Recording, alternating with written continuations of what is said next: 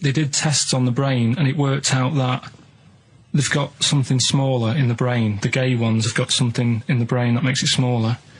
And they said, right, well, that's probably how it's going to work on males, on like males and females and like humans. So you took from this that gays have smaller brains than straight people? No, there's something in the brain. Right, so if someone's saying, you know, oh, I'm a gay, or they're not sure or whatever, they will now be able to find out. So you can go to the doctor and to find out if you're straight or gay. Is there any gay in my brain? Let's have a look. Do. You've got a little bit of a gay in you, yes. A little bit of gay in there. Yes, you've got the, you've got a little bent cell there. Well, that's why they did it, anyway. I don't understand how they could differentiate which was straight and which were gay to begin with, before they then gave it to the scientist. Wasn't that what the scientists figured out? Well, how could they tell? There's one theory that it's genetically determined. There is one. There is a theory that's genetically determined, but I don't think it's as easy as pulling a sheep's brain apart and finding a little pink sort of like blob in there, and going, right, we've taken the gay out, and now he's going to go and shag some ewes. I don't think it's that straightforward. Although homosexuality does occur at a similar sort of rate in animals, I think. Yeah. Yeah. So you knew that, didn't you? So that's that one. I mean, I just like the idea of the farmer figuring out which is straight and gay. Well, that one's wearing quite a camp-looking neckerchief. Yeah, so I'm thinking maybe he's gay. Is that, yeah. I love the fact they can, that one's a big fan of Sophie Ellis-Bextor. Yeah. They put on ABBA and see which ones dance. Exactly. That's how they... Which one, yeah. Well, Put on like Barbara Streisand and see which ones sing along. It is rubbish. What did I find out? Did you just say that is rubbish? No, I found out other stuff in the week that didn't make the top 3. Wow. We haven't even had to... This must be mediocre stuff. This must be really bad. Yeah, or it might be dubious. Go on. We've got to think proactively now. We've got to sort this out. See, there's always other things going on in my mind when I'm in that pub quiz. For me, it's just a little bit of fun. Sure. It's a night out. Do you know what I mean? Suzanne enjoys it. Yeah. It's a bit of a get-together. We have a chat beforehand. Yeah. We have a bit of fun. Yeah. But there was other things on my mind. Well, Karl, I could do that here. I don't have to lose a tenner. Wait, what were you thinking during the quiz then, when the questions were coming out? What were you thinking of? Well, what it was, right, just before the quiz started, I had to go to the toilet, right, because the rule is, right, people who don't go to it, once it starts, phones off, no more toilet. They take it dead serious, don't they, right? Yeah. So, I went to the toilet. Now, I'm not being out of order here, it just got me thinking, right? I went to the toilet, the gay fella in there, right? There was a gay fella in there. Gay fella in the toilet. Now, how could you tell? How did you know? Just typical, you know, everything about it, right? Everything about it, right, yeah. Oh. What, large handlebar moustache, leather cap. Butt plugs, amyl nitrate. Could I just say that these views do not reflect the views of the management of XFM or me and Steve. Or most of the people in this country. Go on, Karl. What's your problem? Yeah, but this is what I'm worried about, really. But this is why I only got Danny Minogue right. Right? Because this was floating around my mind. Went to the toilet. Big gay icon, now, isn't she? Go into the toilet. They have like men's cubicle and they have women's cubicle. Yeah. Now, without sounding out of order, is it wrong for me to think gay men should have their own little cubicle? Go in. They should have their own... Well, not cubicle, you mean an actual toilet, I suppose. When I was at the urinal, normally, you know, there's a fella there and then you go, all right, and there's no pressure. But I couldn't go. I was thinking, should I wait? If I go into the toilet, it'll look obvious.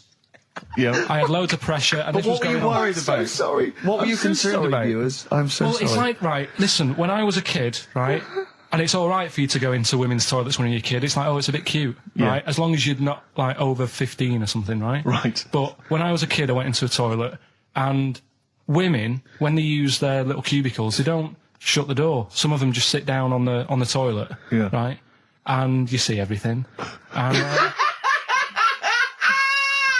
No, seriously, that's probably one of the first times I saw, like, a woman. Yeah. That, right, and my Auntie Nora when she was staying over. What happened with your Auntie Nora? She was, she's into wearing caftans. Into wearing what? You know, caftans. Oh, yeah. What are caftans? Big, bellowy sort of dresses. Right. And, yeah, I used to sit on the floor at home in front of the telly. Sure. She was on the chair behind. Yeah. She did a bit of a sort of a Sharon Stone scene. Oh, God. Yeah. Did you see it? There was no underwear. No. What age were you? What was it like? What age were It you? was like a ripped tennis ball. So. What? Right, we're off air. We're off air. Either that or put us in for the Stoners. Iced tea. That's how I'm living. Bit of old school hip hop. Where's our tea?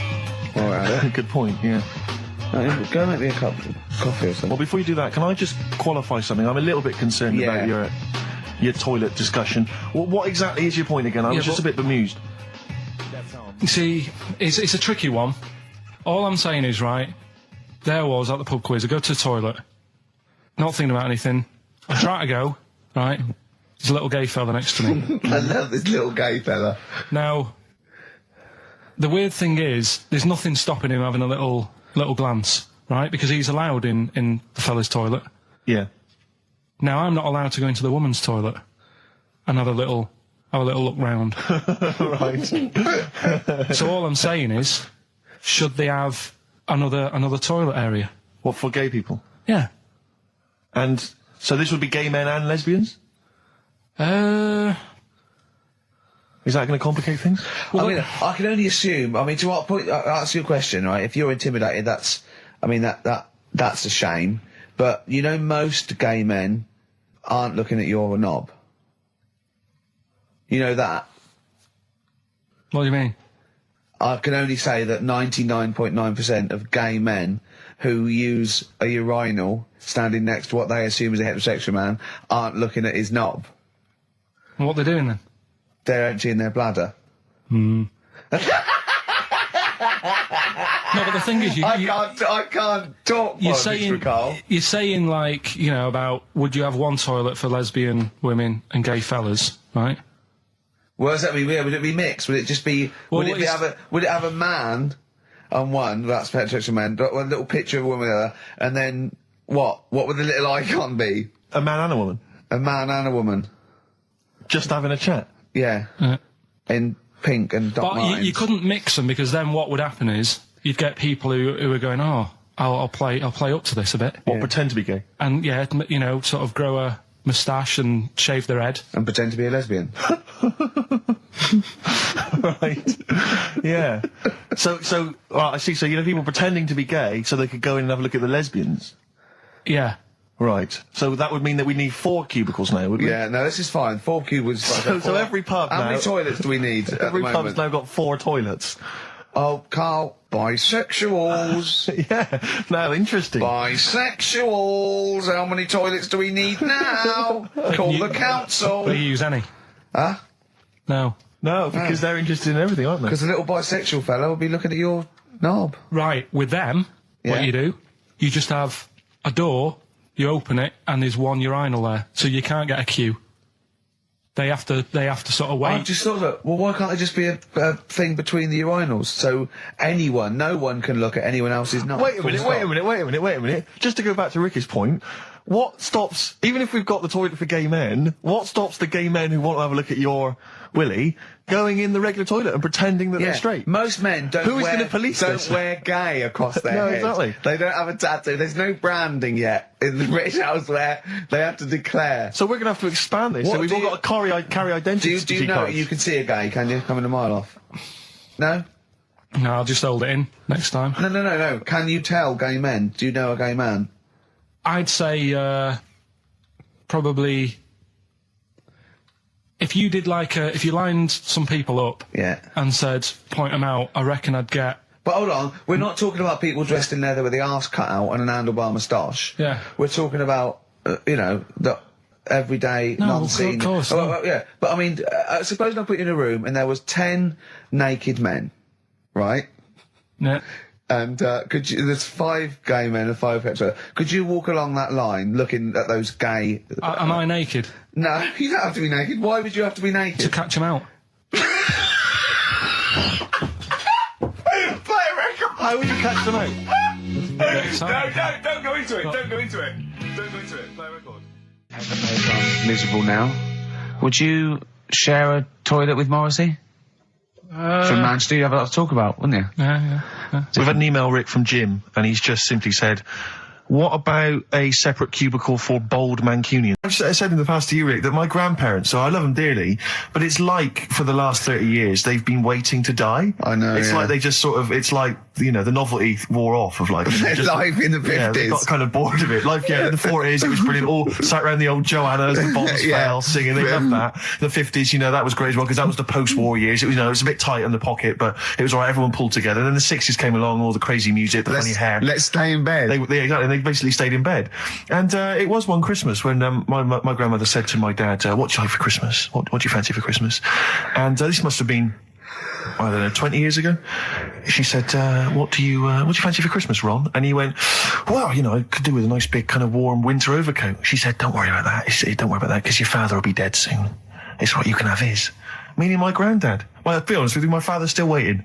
Which is good news. Good news for my grandfather. Less good news for my dad. He's freezing. He's freezing. He finds out, how is he today? He's fine. Oh, okay. Oh, I'm freezing. It is it's such a weird mindset, that. I think it's that, to me, is what sums up people from that older generation, the 40s and 50s. And it seems to me that you've got that kind of mindset. It's like you were born in the 30s. And whenever you talk of your childhood, it's like you had like a baked potato to take to school. And a hoop and a stick is a Christmas gift. The other thing is, I think that that sort of generation, it seems that the man is dependent on the woman. There's a total dependence. Oh, absolutely, If she dies, he's done. Yes. He's done for. He'd just pine away. If he dies, she's got 30 years of pottering. Absolutely, yeah. Do you know what I mean? And going to, like, you know, the youth club and the church. I know what you mean, yeah. It's sort of like that. It's sad. Of course, it's sad for them, but it's sort of not the end of their life. No, sure. And it sort of is the other way around. I don't know why that is. Yeah. It's terrible. That's a little melancholy thought for I know, Christmas I've really time. you brought it down, you've brought it down, I've brought it... This isn't a nice show at all, this is terrible. Well, we're going to have really people wanna just killing themselves. What? Because my Auntie Nora, she same thing, pumped her with loads of drugs. She used to have a cabinet next to the bed is like boots. She's got loads of stuff, right, for all sorts of stuff. And I mean, she's not that old, but she's on loads of stuff, right? She's a bit coked up, is she? She called up my mum once. And, you told us this, go on, tell it again. And she said, oh, how are you doing and that? She's all right. Bit worried though. My mum said, wow, what's up? She said, I've been breaking wind. So she goes, well, you know. She says, no, but this one is going on and on and on. And she was like, she was like, what do you say? What's like passing wind, farting for 5 minutes. one thing, not like, you know, trumping and then nothing. Yeah. Continuous drone of a fart. Yeah. I don't think she had... How big was she? She must be the size of a barn. No, she's not that big. She's, you know, she's good for her age. No, Quite but I mean... quite slim. No, It's but just- farting for 5 minutes. Where's all the gas? Was she circular breathing? Was she sucking it in with her mouth? It was just, I don't know that much about it. But she called up my mum. About 2.5 minutes in. Could you hear it in the background? 2.5 minutes in! 2.5 minutes in, she called my mum up, and it went on for a further 2.5 minutes. Oh. And she just stayed on the phone, did she? Where was... can you hear that? Well, Did she hold the phone next to her arse? Listen to that. She was off the ground. I'm trying to work a tune down. she was actually hovering. She was 4 foot off the ground when they found her, the ambulance men. The cat's dead. Don't light a match! Don't light that cigarette! Yeah, it's like that advert. The kids come home from school, switch on the light. Yeah. Then they see Granny hovering, turn the light on. Be careful if you have an elderly woman at home. Yeah. Drugs make you fart. so that's what I'm saying, you know, just let these people... What are you saying? No, wait a minute, what are you saying? I'm saying let people enjoy the life they've got left. No, you're not. You're saying don't put them in hospital, leave them at home to die. No, I'm not. Give them a Rubik's Cube and let them die. That's what you're saying. Yeah, I'll tell you something now, right? Steve, I'll tell you something. I didn't want to do it because it brings the show down, but she did die. Who, the blue-handed lady? Yeah. How do you know? Because I said to my dad, how's the woman next door? She said, oh, she went last night. They've got an old fella in there now. God. So, there you go. So, wouldn't it have been better to leave her at home where her friends and family can call and speak to her, even nip-dap round if they want, you know, with a cat, I imagine. No, it's definitely a cat now. What was that cat's called that you imagine? Probably, I'm seeing like a big ginger one, so I don't know, something like, I don't know, maybe ginger or whatever. Maybe add a budgie. But that's what I'm saying, just let him enjoy his life, because dying in hospital, I wouldn't like to do it. If I went to the doctors and they said, you haven't got long life left, I'd say, well, I'll stay at home. Yeah. And that's the point I'm getting at. That was the record before us, and here we are, pre-recorded, because we did this a few weeks ago, because we're not here at the moment, are we? We're away in that. I'm Ricky Gervais, with me Stephen Merchant. Hello there. And Karl Pilkington. He's not actually with us. No. He'll be in some of the best of clips that will be coming up shortly. Yeah, this is just us, isn't it? This is just us. We did this, when did we do this, Rick? A couple of weeks back. Hold on, what is it? What It's the day is it? 27th today. Yeah, I enjoyed Christmas. I loved Christmas. I loved Christmas. I had a loved great Christmas. time. What did you get? Loads of presents. So did and I. I'm glad they made it to number one. I'm really glad. Stroke, he, she. Yeah, I'm really glad that the pop idols, Cliff Richard, Westlife, made it to number one. Bo Selector. Bo Selector. Yeah, just delete that as Yeah. XFM 104.9. Ricky Gervais, Steve Merchant, Karl Pilkington. As ever, Rick, there's always someone who steps in to defend Karl. Okay, what is the defence? What is the defence? Here's an email from Scott Coomer. He says, Karl is actually right.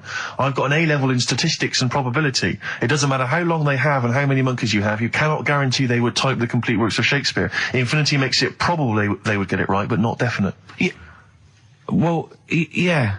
Yeah, that's what I was saying. No, you weren't saying, Karl. You don't understand it. Infinity sort of sorts it out. That if they do anything, they nearly do everything, won't they? No, I mean, they'll give it a good shot. No, that's not the point. But the I'd point be is this. surprised if they did one page right. Right, listen. It's not to do with consciousness. It's not to do with them aiming. They are just bashing away at the keyboard. It's like they're used to show that there isn't consciousness. They chose the chimpanzee because it can type, presumably, hit the keyboard. It's because they hadn't come across you at the time. Yeah. It's to take out thought out of it. It's to take out reason and trying, right? It's just random. They're saying that if you typed enough things, if the computer was left typing everything, if you left it for an infinite amount of time, and they chose Shakespeare because there is meaning behind it, and it's difficult to get it exactly right, to show you that Infinity would come up with it's not just Shakespeare, it's every novel. It's everything. Fairly eloquent there from Gervais. A quick riposte, please, from Karl Pilkington. No, I'm just saying, what I don't understand, if it hasn't read it, then how does it know where it's going? Listen, right, listen, right, can I just explain to people, right, some people have said, why are you cruel to Karl? He drives me mental with things like that. What do you mean, let me just take a breather for a How do moment. I do your editing? He keeps coming in the week. You know that I work here properly, in the week, don't I? Yeah, I've got a proper job, yeah? Yeah. Should be 9 to 5, but I normally get in at about 8 o'clock and work A lot till of people about getting 8. 8 o'clock. Working hard, trying to do my job. 3 times this week, I've been rushing around. I walked past my little studio. He's sat in there, all right? Now, because I've got this sort of job, I can get away with it. I said to him, if I was a doctor, would he keep coming to me practice? If you were a doctor, there'd be severe problems with the NHS. Imagine that. The standards would have lowered so much if you can arrive at the hospital, you're a We'll doctor. pop in, I'll go to lunch, don't we? We have a little lunch break, don't we?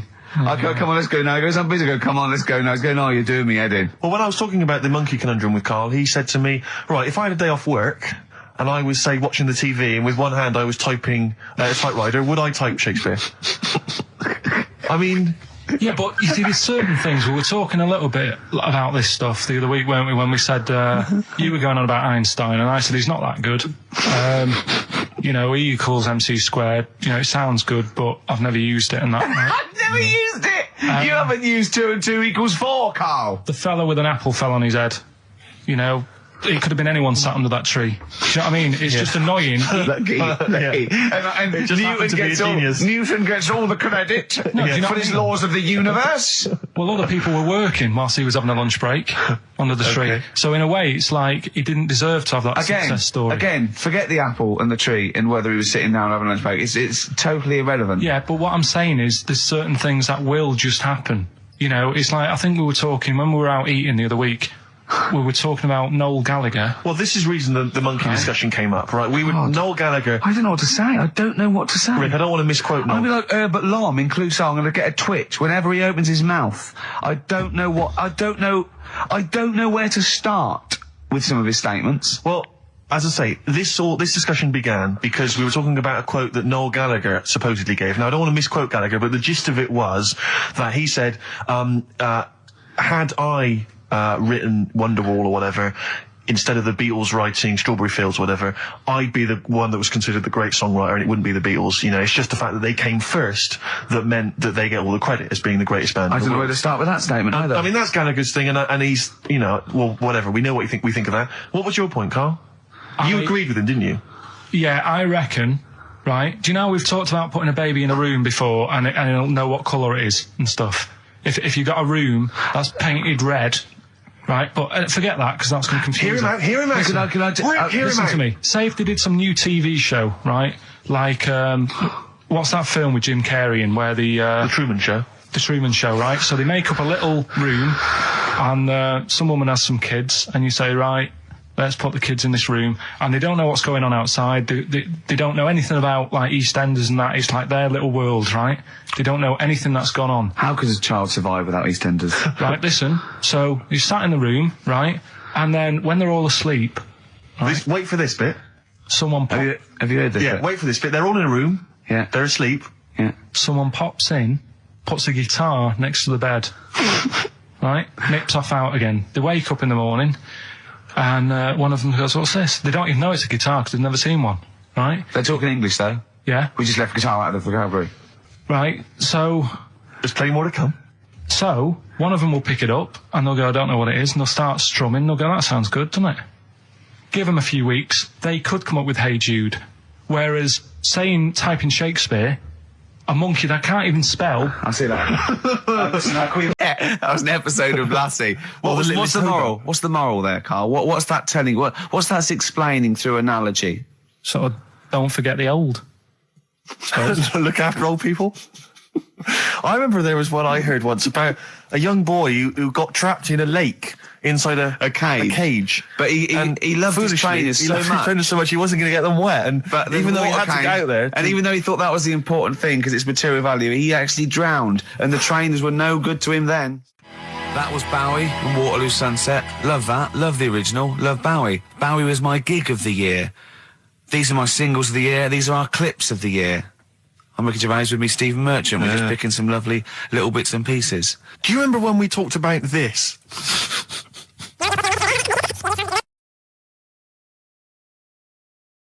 So we just had a text here that says, and I don't know what truth there is in this, as ever, but John says there is apparently a nude bike ride today in Hyde Park. Now, I can't believe that's the case, because I don't think it's allowed, is it? You can't ride around with your veg out, can you? I don't know. Why would you want to? Well, good point. On a bike. On a bike, I like the fact that that's what disgusts him. I want. Do you know what? If we did appeal for a nudist to call in, I'd want a very specific sort. I want a German nudist, a middle-aged man called Helmut. Okay. If there is any, or the closest one to it. So I want a middle-aged man from Germany. If your name is Helmut, you're in. But I'll accept Hans. Karl would be good, wouldn't it? All right. Yeah. I think I'm wondering if the age might. Maybe we could we broaden that Okay, out just a German nudist bloke. Right. Can he at least be fat? Can I find a fat German fella? If your name's Helmut, we're going to give you a big prize. Yeah. But any fat German fella who likes to get his sausage out. Sure. Okay. It's sauerkraut. Yeah. What's the phone number? 0871 222 1049. It'd be good just to get an email or a text with a contact, wouldn't it? And then I can just call them up in the week. Sure. And 83936 is the text number. I don't know what our audience demographic pans out like, Rick, but I'm suspecting that's probably a fairly small fraction of our listenership. I know, but there must be someone out there. If you know a fat German who likes to get his tackle out, phones are going. Straight away. Just answer it, Karl. Just answer it. Just pop that. it could be anything. Well, just see what it is. To be fair, it could be a nutter. But just say hello. Just tell his nutter straight away. He'll stay there, won't he? He'll stay there. Well, answer it.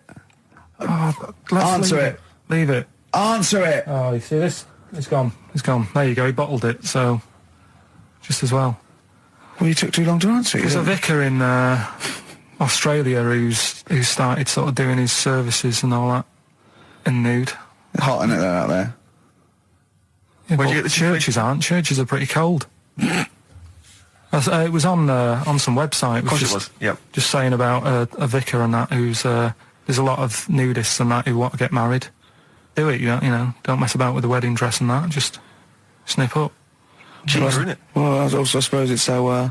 I suppose if you believe in God, you believe that that's the way to be in it, because Adam and Eve and that. Yeah, but then in Adam and Eve, the shame made us dress up, didn't it? Yeah. Eating the apple and things. Yeah, but God didn't want that, did he? No, he wanted to see it all. He was loving it. He was having a whale of time getting a life full of all of that, and then the snake said, cover yourself up. Stitched him right up. What exactly is there then? Is it just a kind of moon-like kind of surround with just kind of dust and rock? That's exactly what you see. I was there when the Mars thing went wrong. Yeah. I would have just sent a camera crew there, filmed a bit of that, right, and say, here we are, this is it. Yeah. Ignore the little coffee shop in the background. Yeah. Right? This is Mars, because that's where it's like just loads of dust. Yeah. Holes everywhere. Side it up. Little round-headed aliens complaining. Whinging. Just like Mars. Yeah. So is there what's the best bit about the holiday? Come on, pretend you're Judith Chalmers. I have been doing. I would have done all. I would have said that. Don't bother. Right. I mean, the hotel was good. Yeah? That was all right. What was that like? It's all right. Just, clean. That's all you want, isn't it? See, that's not quite what Judith Chalmers does. She doesn't go, what's the hotel like? All right, yeah, clean, innit? All right.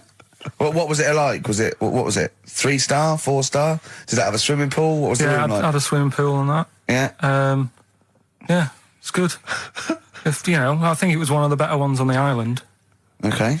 Nightlife? Wasn't really in it. There was a bar, there was some bands playing. Yeah. Not very good. Food got a bit boring. Yeah. It was always the same food every night, but they sort of themed it and made out as if it was different. So, like, on Mexican night, it'd be chicken with a nacho on it. Right. And Chinese night, sort of chicken with a little prawn cracker on it and stuff. Sure. But that got a bit boring. That's me just turning on my phone, because I want to read to you a text that I got from Karl. I think you sort of sum up the holiday in this text, don't you? Do you remember it? I can't remember. Let's have a look. Let's have a little look. Instantly, what did Suzanne, your girlfriend, make of it? Similar view to you, that they should fill in the holes? Yeah, it's just that thing, you see, I went on a coach trip, right? And you go and see the volcanoes. Like I say, there's 36 of them. Yeah. Which, how many do you need? And when we're on the coach going round all these volcanoes, the fella on the front's going and look out your left window at the moment, and there's a volcano. And if you quickly look out at the right-hand side there, there's another one. Right. And on the left, he's just like, all right, we've seen it. Sure. Do you know what I mean? Yeah. And that trip, we'll talk about that trip in a bit. Right, this is the text I got from Karl, right? All right. Been up to a volcano. Been in some dead artist's house who built his house in the lava. They said they would show me science with volcanoes, but all they did was chuck some water in a hole and it shot up in the air. No dwarves in the canteen, no scousers here, but there is a Swede woman with a big head. She looks effing gormless with a cap on. All right? So a little reference there to... A Swede woman? What's that mean? Do you mean Swedish? Yeah. Or she looked like a vegetable? No, that's the Swedish woman. But they've all got sort of quite big bill, aren't they? And I sent him a text. Oh, well, it's just good to be on holiday because, I'm working. He sent back, so am I. Just been watching Sky News. There is a school for monkeys who want to get a band together. Is that monkey news for later?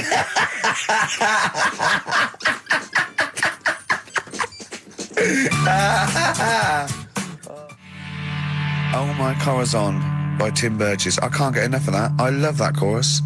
On XFM 104.9. Ricky Gervais, Steve Merchant and little Karl Pilkington. But it was a nice holiday. Yeah, it's all right. It's just, I went there to relax and that. Exactly. Did a little bit of that. Trying to think of some new, features and stuff. Sure, always working. 3 holidays a year, Jesus. Oh, well, not really 3. Oh, two. It's all holidays, really. one big sort of like work thing to me and Steve. 2 holidays, isn't it? Work hard, you need the holidays. So, yeah, the things that annoyed me was like, you get bored sat around the pool after a couple of days. I'd read my book. Yeah. There wasn't much going on the. Not even any crabs to throw sand at, was there? No crabs or anything. They wouldn't bother with Lanzarote, right? So decided to go on a little trip. That's when I saw the volcanoes and that, 36 of them. So we go on the trip, and the thing that annoys me, it does happen every holiday that you go on. If you go on a sort of package thing, they have these trips, right? And you pay about 40 odd quid, and they give you some wine, so it make it feel like you're getting your money's worth. But how many of these trips have you been on then? Loads. Probably about 12. More holidays than I've had. Go on. So anyway, so you're on the coach, right? And they take you for the volcanoes. They took us in the middle of nowhere. Yeah. Right. There's nothing else round there. Sure. It's like I say, it's like Mars, but with holes in the ground. Yeah. Right. And they sort of drop you off, and they go, right, everybody, see you back here in an hour. There's loads of volcanoes for you to look at, and a coffee shop over there. And you know for a fact, right, you don't need an hour there. You could just say, well, just keep the engine running, because I'll have a look in this hole, we'll get back on, give us 5 minutes. Don't need an hour. Absolutely. But you know that they've got something going. It's a backhander, definitely. What, with the coffee shop? Definitely, yeah. They go there. And they get everyone to have an ice cream and a coffee, and they sit down, have a fag, talking to the bloke. Yeah, and it's like, cousin. Yeah. How much was the coffee? Was it probably about €3 each euro, so I think it was $3.50. Sure. Yeah. Which is, I don't know what, that's about £2.50. Yeah, they stitched you up. Go on. Talking about this the other day. What was it now? Listen, the fella. No, listen. All right, no, come on. All right, he's got it now. Go on. This fella goes to the doctors, right? Oh, right, okay. Right, if this isn't any way apocryphal, stupid, illogical, impossible, right, you are never, ever speaking again on radio. So make sure this is at least possible. I'll tell you what, I'll even give you improbable, but possible. So if anything that breaks the laws of the universe or logic, okay, that's all you have to avoid. On you go. Right, so this fella, right, he goes to the doctors because he's got earache. Right, okay, if a chimp's living in his brain... Go on. So he's got earache, he's sat in the waiting room, and his ear's all bunged up and it's hurting a lot and what have you. So the doctor comes out and he goes, right? And because his ear's all bunged up, he doesn't hear it that well, right? So he thinks it must have been me, right? So he wanders in. Keep going. I'm Anyway, going to hate this. I can just feel it in my bones. Steve, I'm going to let you take over. Okay, let's hear it. So the doctor says, sit yourself down there, right? So he sits himself down. He goes, right, take your pants off, right? So he's thinking that's a bit odd. Anyway, he heard that though. He apparently he took his tackle off. The doctor did some operation. What, there in the waiting room? No, in his office. In his office, yeah. What? Wait. So he removed what? His genitals? Yeah. In his office. Why, Carl? Because he hadn't called him in. Oh, he'd called in the bloke who wanted his testicles taken off, and he didn't do it. What? So the doctor went out and said, Mr. Jones, who's here to whip off your cock and balls just here and now, right?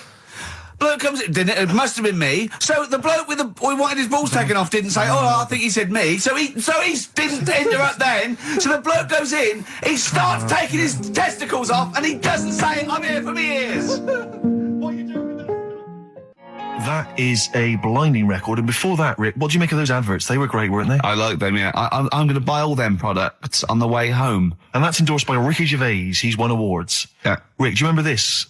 This was a hilarious moment. No, you'll remember this when you hear it.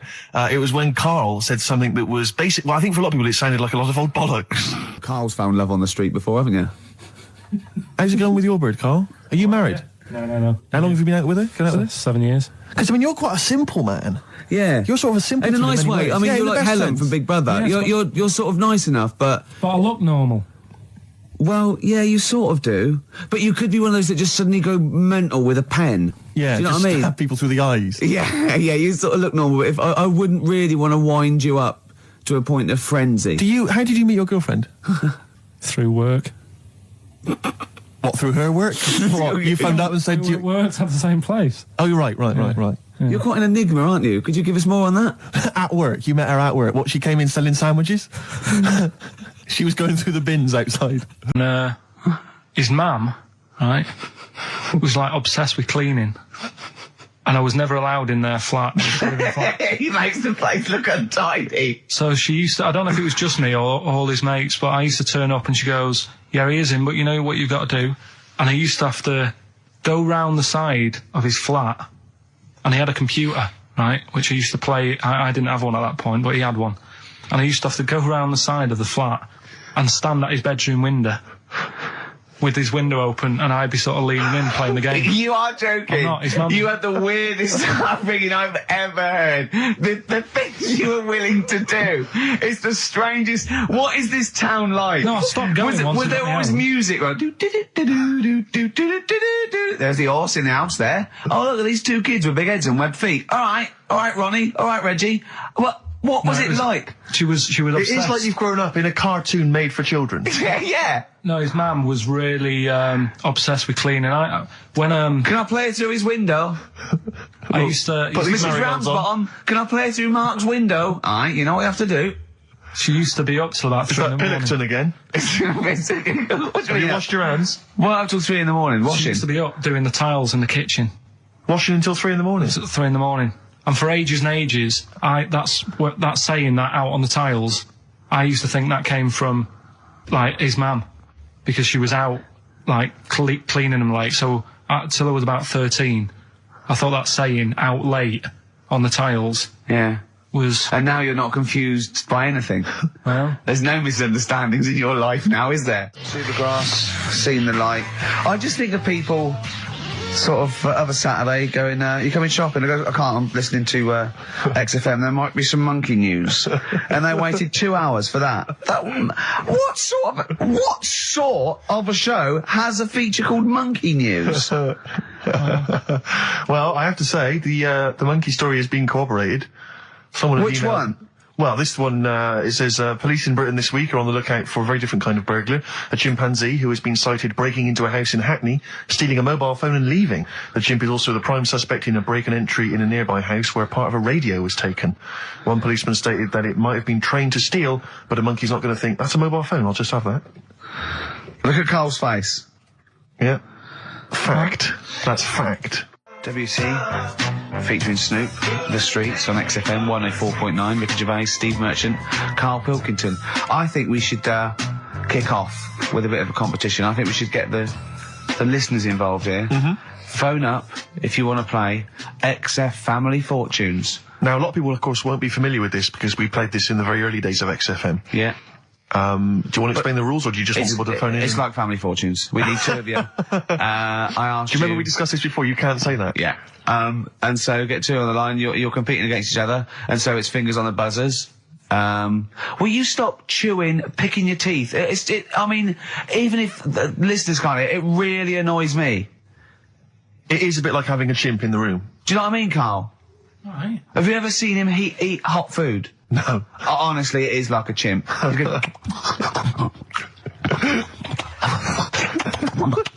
what are you doing? What? Just get... Oh, God. Or like the Cookie Monster. Yeah. Oh, God. I'm never annoying, Karl, so why are you? Do you know what I mean, Steve? You're so annoying. I'd say, have you been with him for trying to have lunch with Ricky? Yeah. It's the hardest thing possible. Yeah. You wander around for hours. It's a combination. It used to be bad even before he was a celebrity because he has a tolerance level. It's extraordinary. I mean, he is irritated by a car honking its horn in the street. It's like, I can't believe it. Let's go in here. I'm so angry. He gets annoyed by police sirens, by rain, wind, birds in the air, other people in the streets. They're the most annoying. Children particularly, whether they're in a school playground we happen to be walking past, whether they're on TV. It's just noise that isn't mine. Well, I know, but this is the thing. You are the most irritating man I've ever met, without a shadow of a doubt. I mean, you know that, Karl, don't you? I mean, noises he makes. It's extraordinary. I mean, I've been editing some behind-the-scenes footage we shot of making the second series of The Office. It's extraordinary. I've had to cut sequences out involving Ricky because they'll just think he's a gibber, just think he's an idiot, like some kind of puppet that the rest of us are controlling, because he's shouting, he's whistling, he's honking, he's making noises, he's dancing around. It's extraordinary. And if you're out trying to find somewhere to eat with him, all these irritants, all these annoyances, and it's, oh, that music's too loud, I don't like that particular song, I'm not going in there, there's more than 8 people in that cafe, I'm not going in there. It's just extraordinary. I think we need a woman. I'm thinking of hiring a woman, like a PA, to just go out ahead of us, scout ahead of us, go in, you know, and she can just phone back and say, oh, sexist. Oh. Or a guy. Oh, that's or a fella. Oh, sexist. Or a fella. Just to scout ahead. Oh, I'm phone thinking back. of hiring a woman, subservient role. We couldn't hire him. Oh, no. Oh, sexist. Well, that or a chance to meet a woman. Yeah. That I'm also paying. It's like paying for him. Exactly. Slightly more above board. Yeah. So, if you want to play Family Fortunes, call up. What's the number? 08700 800 1234. Yeah, it's just like Family Fortunes. 2 of you are competing for some great prizes. And, I go, something you know how it goes, and then you go Buzz and play it on board. It's not as high tech as Family Fortunes. Current single from Nick Cave and the Bad Seeds, that's Bring It On. Yeah. On XFM 104.9, Ricky Gervais, Steve Merchant, Karl Pilkington, and 2 people on the line to play XF Family Fortunes. Brilliant. Hello. Steve Hello. first. Steve, hello. Steve first, hello, how you doing? You alright, mate? Where are you calling Yeah. from? From my pub in Barnes. You got a pub? Yeah, In Barnes? yeah, Are you posh? no. Oh. I suppose you're the local landlord. Do they come in and sort of like go, good man, there's a shilling, get me some ale? They're all posh in Barnes, aren't they? Well, no, not all of them, actually. Does Nigel Havers come in your pub? Because he lives there, doesn't he? Well, none of them do, actually. I know there's lots of them about, aren't there, in Barnes, but no, not You've in banned them. You've banned them. Who's on the other line? It's, Jennifer. Jennifer, hello. Hello, Where are you calling from? I'm calling from Forest Hill. Forest Hill. That's Yeah. right south, and I don't go out of WC1. Oh, you should. Do you run a pub? Do I own a pub? No. Do you drink in one? Yes. That's just good. just some friendly chat there. Yeah, To get you in. The thing between the brain that you were talking about before. Oh yeah. I can't remember what it's called, but they did an experiment, and apparently the length of it determines whether you're straight or gay. Is that That's right? what I heard. Yeah. Well, so what? You could actually trim it if you fancied.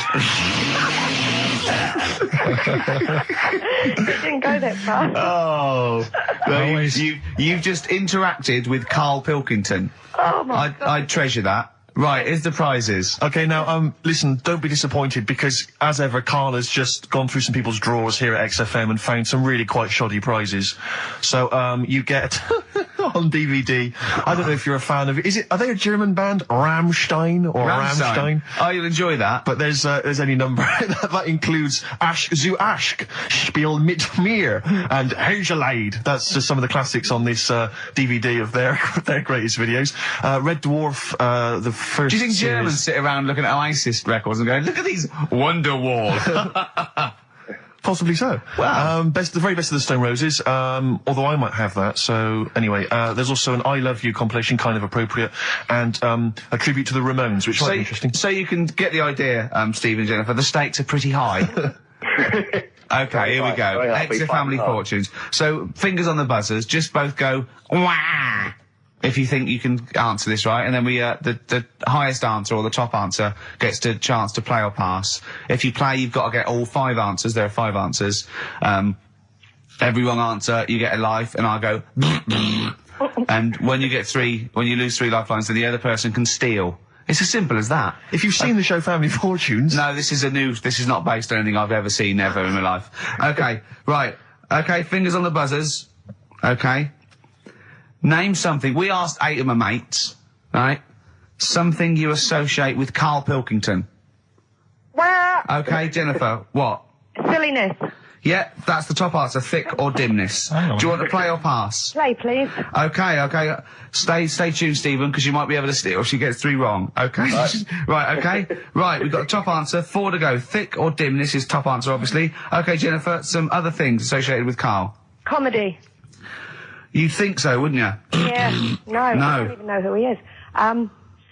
you don't even know who he is? No, she does. She must And do. yet, bizarrely, she knows that silliness or Yeah. stupidity is the top I know, answer. Yeah, come on. Something else. Smelly eyebrows. One more wrong answer, and then Stephen gets a chance to steal. Okay. I don't know. People are screaming it at home. Very sensible. Oh, What was that? Very sorry. sensible. Yeah. Yeah. Okay, Stephen, can you think of one of the answers that Jennifer didn't get? Must be a mind for inane nonsense. Oh, well, I'm going to give you that because number 5 is even thicker. So, yeah, what you missed is, our top answer was thick or dim. Second top answer was Manchester. Third was Roundhead. Fourth was airy Chinese kid. And 5 was, even thicker. So I think Stephen's the winner there. Yeah, I think he's done well. Yeah. You enjoy Rammstein, and you get the Stone Roses and an I Love You CD. So that's the pilot for this show, okay? When Blockbuster's all over, we're going to phase in XF Family Fortunes. Karl, thoughts? It's not that good, is it? Why? It's not that good. Just... I'm not that happy with it. Why? Why? Yeah. Well, just... What else? What? No. You're definitely right about that top answer. Well, thanks. So Stephen wins all those prizes. Yeah. Stay on the line and we'll take your address. And we'll send something to Jennifer as well for even bothering to talk to Karl. What's this, Karl? What are you playing now? Badly drawn boy. Yeah, excellent. Am I doing Rockbusters then? Later. Can I just, sometimes I get told off by Karl. He gets a little bit sulky if I slag off the prizes that he sources for each competition. This is from Rob in Croydon. He's a former winner of Rockbusters. Yeah. He said he didn't even know what the prizes were going to be when he entered. He won, and sure enough, for one night only, he was a hero. The following morning, it was just Rob again, and all I had to show for my triumph are 5 compilation CDs. Cheeky Freak of the Week. Right, well, we've had some interesting things we've been looking at. This week, it's about the strangest couple that ever got married.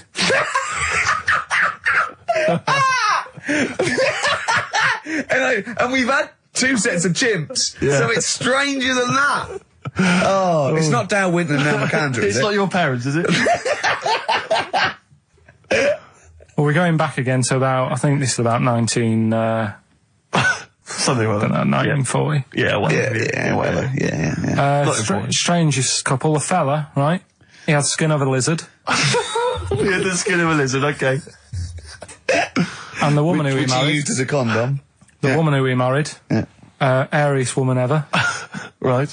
And that was their act. They used to tour the world, and they'd say, it's like, a couple who've met, they're having a great life. Let's get them out on stage, here they are. And they'd What do you mean out. he had the skin of a lizard, first of all? That's what he said. He had some sort of some illness. So he was called Lizard Man, and you like that because it was good description. I thought that's good. I'm here. Hello. Dude, we booked a table for 2. Who are you meeting? I'm meeting Lizard Man. Oh, he's over there. Yeah. You know he is, right? Yeah. I'm meeting the hairiest woman in the world. She's over there. Yeah. Yeah. So what did they do for their act? Now, bear in mind that we had some Siamese twins last week, and their act was having a bath. yeah. So I hope it's an improvement on that. What did Lizard Man? He came out and ate some flies, did he? I don't really know. I just think they stood there and that. Yeah, when you read this and it goes the most interesting fact ever, Lizard Man, and you go, that's enough. That's enough. I can extrapolate from that. Well, straight away I start thinking. I'm thinking, right. I wonder if they got the wedding photos. Right? And then, like you said, that they had a kid. Oh, what would that be like? Half Exactly, lizard, half exactly, that's it'd be what I was like an thinking. ostrich, wouldn't it? It would sort of like. That's what I was thinking. What did you think it would come out like, the baby? I didn't think what that looked like. I just was thinking, parents' evening. Do you know what I mean? You wouldn't want them coming up to the school, would you? So, Well, that's the little problem. Johnny, who starts off relatively normal, he's quite good at, he's good at nature, Yeah. isn't he? And his mum and dad come into the room and they'd be looking round, wouldn't they? Well, it's always like that thing at school when, like, you find out your mate's mum and dad are really old. Right, Have you ever seen that? Yeah. When you go, your gran and granddad bought you? Yeah. The mum and dad. Yeah. And you go, oh. It is weird. What's that we're talking about? He calls him mum. What was that? Oh, sorry. No. Do you know what I mean? Yeah, And no, like- that's always strange. If you had Godzilla and King Kong as your parents, Yeah. and it was they're like you always say, fighting. They're always fighting, and like you say, you're in a school play or something. You wouldn't tell them, would you? You wouldn't want them coming up with a video camera. He didn't tell his parents he was in the... When we were, Well, exactly. You did Little Donkey, you didn't tell your dad, did you? And he came along and videoed it. Yeah. Was kept that- it quiet, kept it quiet, don't want them to know anything. But you didn't... What was it was meant to be playing? You had a little drum, didn't you? Yeah, I was doing, I had a little drum. I think I was meant to be playing We Three Kings. Yeah. But, we started doing Little Donkey and I thought I can add a touch to this. Sure, you improvise. Started playing along It was like the with first remix, wasn't it? It went down well. I don't care what he's doing. Well, basically, right, there was a load of hassle because they were using these monkeys in this Alfred's advert. Yes. Right. And what happened? Get to the point. It turned out it wasn't a problem because they were mechanics in the first place. Well, they were monkey mechanics. Yeah. What are you talking about? Mental. What are you talking about? That's not a Right, story. anyway, listen, let's get back onto They were mechanics in the first place. Right, listen. Right, so they're making this documentary. Right? And stumble across a little gang of Come on! Get on with it, please. little gang of monkeys. That's Yeah. the first time I've ever laughed. I'll hear that. I know. Well, brilliant. What do you want? A cake? Come on. Can we play a song? Oh, I don't understand what is wrong with you, you freak. It's making me laugh. Just tell us the story. All right then. All right. So anyway, right. So there's this documentary being made. They found a little gang of monkeys. Right, play a song. I don't know what's going on here. I apologise. It's just if you were looking forward to monkey. Got to hide your love away. According to the Beatles on XFM 104.9, I'm Ricky Gervais with me, Steve Merchant. Right, Carl, come on. where monkey were we? news. Where Everyone's we? composed. The jingle, please. Oh, chimpanzee that monkey news. Excellent. Okay. Right, where were we? We were just start again. There's some people making a documentary. For what? Okay. Making a documentary in a jungle and that. Right. Stumble across a little gang. Okay, come on. All right. A little gang of monkeys. Yeah. Oh, come on. So the camera crew are there filming it. Yes. Everything's going normal. It's all fine. Nothing odd about it. Okay. They're not running a restaurant, they've not got any barber shops, nothing. No. Just regular monkeys going about their business, yeah. So anyway, what normally happens is the monkeys sleep with the partner. They already do what? They don't sort of sleep around and that. Once they find the girlfriend or the boyfriend or whatever, Yeah. they stick with them, right? Okay. But anyway, they were watching this one, right? And it's going around a bit, sleeping around, Oily. and it was getting fatter. They thought this is a bit odd, Yeah. right? So followed it round and see it having it away. Turns out, little prostitute.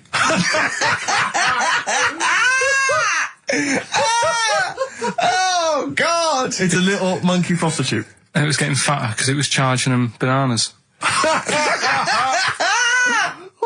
a load of old rubbish. Charging on bananas! What was it, a boy or... It was a... Woman. Little woman monkey. That's the most extraordinary monkey news I've ever heard. Oh! That is genius! Has this documentary been televised? I don't think it's been on yet. No. And that's all the information you've got? Yeah. And is that's one banana for everything? The half a banana is for... Just oral. A poor job. Right. If you want full-blown monkey sex, it is 2.5 bananas. Sure. So, Let's just play a song. let's just play... All right, well, this is our penultimate show, so we're back next week. We're going to make it a barnstormer, I'm sure, lads. I want 100% behind it, 110% next week. All right, none of this giggling, none of this infantile giggling like Okay. two schoolboys. Right. All right, we're going to come back, we're going to have some quality monkey news next week. We're going to have all kinds of treats, I would have thought. Okay. Some great prizes. All right, are we okay? Yeah, We're all best show. behind that? Let's make next week the best show ever. Good luck. If you miss it, then you miss out. We're ending with a track from a couple of years back. I think it was 92, 93. Dinosaur Jr. Start Chopping. Play that. Start playing. Forget start chopping. Start playing. All right. All right? See you next week. Yeah. Anyway, it's what everyone's been waiting for. For the It's what last Karl time. exists for the last time. It's monkey news. Play the jingle. Oh, chimpanzee that monkey news. Right, are you familiar with 100th Monkey? Keep The what? talking. 100th Monkey? 100th. Yeah, like as in like, or more than 99. 100th. Yeah. The 100th monkey. Yeah, are you familiar with that? No. No. Anyway, thanks. That was my we'll news. leave that Next then. week, Adam and Jet. What do you mean you're going to leave that? Well, I thought it was a popular phrase or something. What, 100th monkey? Yeah. What do you mean a popular phrase? What, why?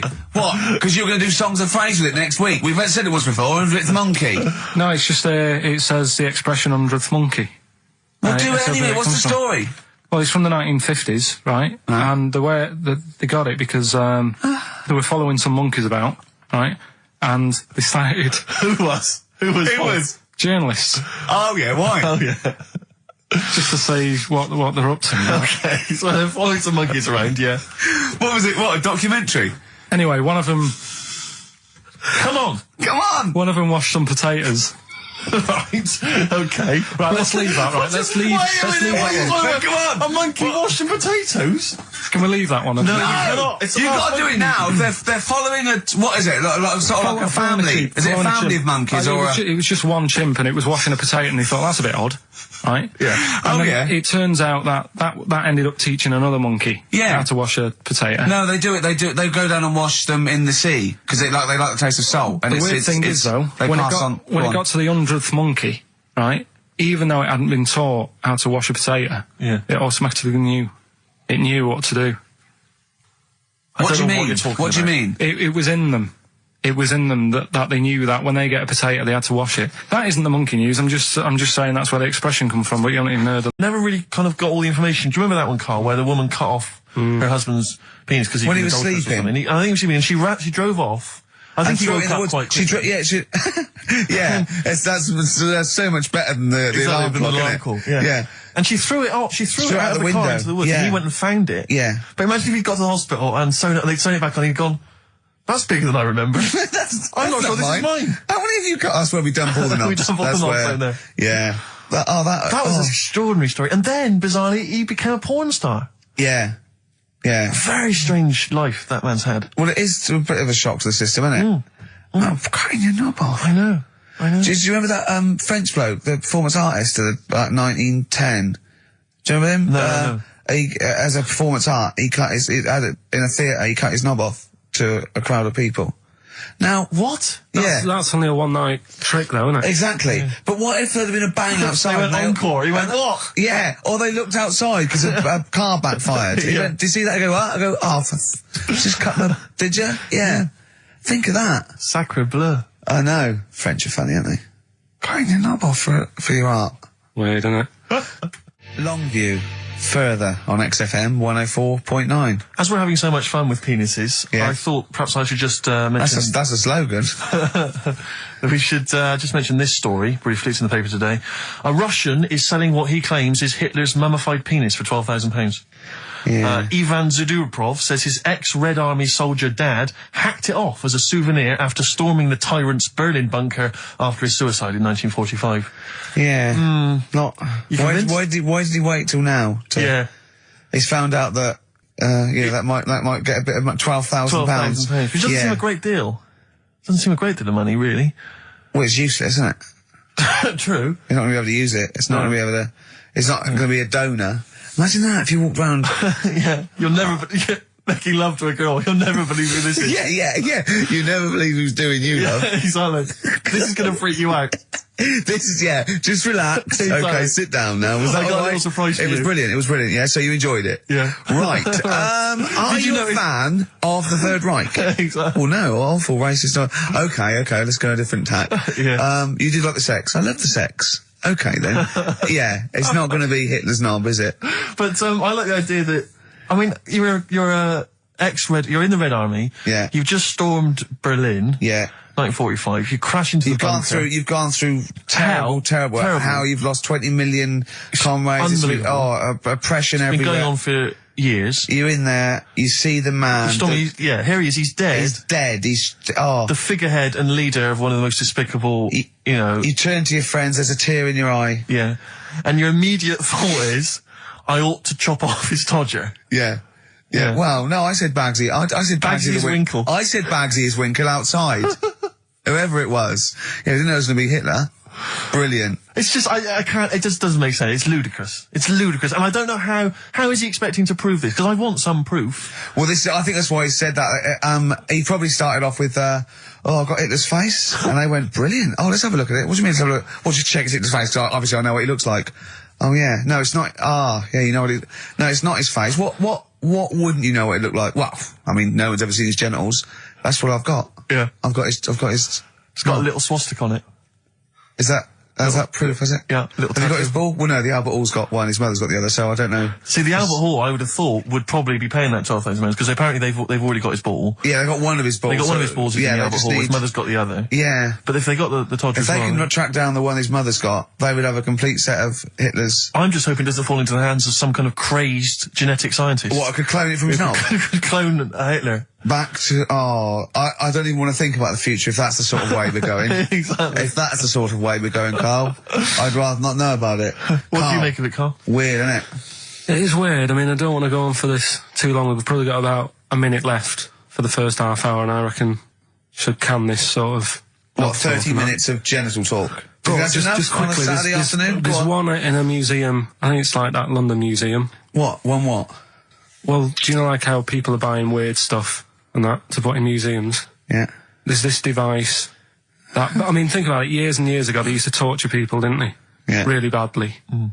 And the device that they've got... There's no real good torture, but go on, I see your point. Yeah, but this device, right, think about it, you've done something really bad years ago. Yeah. Right, and you're thinking, oh, what are they going to do? Do you know what I mean? Could do anything here, it could be the end for me. The device they've got is this thing that you put on your... White Stripes and their version of Jolene.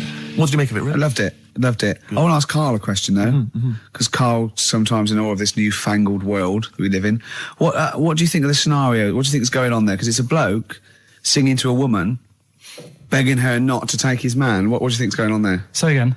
Well, that's a bloke there singing. Yeah, to his wife Jolene. Right. Yeah. Were you listening to the lyrics, or? You see, I got mixed up anyway. I thought it was about that one about the person who chucks himself off a bridge. So I was thinking more about that than listening to that one. So right, listen. Well, go on it. Right. Jolene, I'm begging of you, please don't take my man. You flaming locks of auburn hair, even though you can, don't. He's all I've got. You're a beautiful woman. Don't take my man, because I can't compete with you, right? Yeah. What do you think's going on there, though? Because, you know, it's Dolly Parton singing it. We know what's going on. They're fighting over the same man, aren't we? Yeah. What do you think's going on when a bloke's singing it to Jolene? What do you think of the scenario there? That's one of them names, isn't it? That could be a bloke's name. It's like Leslie. Oh, Christ. Okay, sorry, it was a... I wish you'd not asked him that question. It's so exhausting. Steve, yes. I want to talk to you. I think it was, might have been Wednesday night. I was in the pub. Phone goes. Karl goes, "You're watching that thing about parasites?" Right. I went, "No, I'm out." He went, "Oh, fella with a maggot in his head." Fella with a maggot in his head? Yeah. And they go, "Oh, no, he's pulling it out now." Oh, God. I said, "Well, I'll get it. I said, "Yeah, see you later."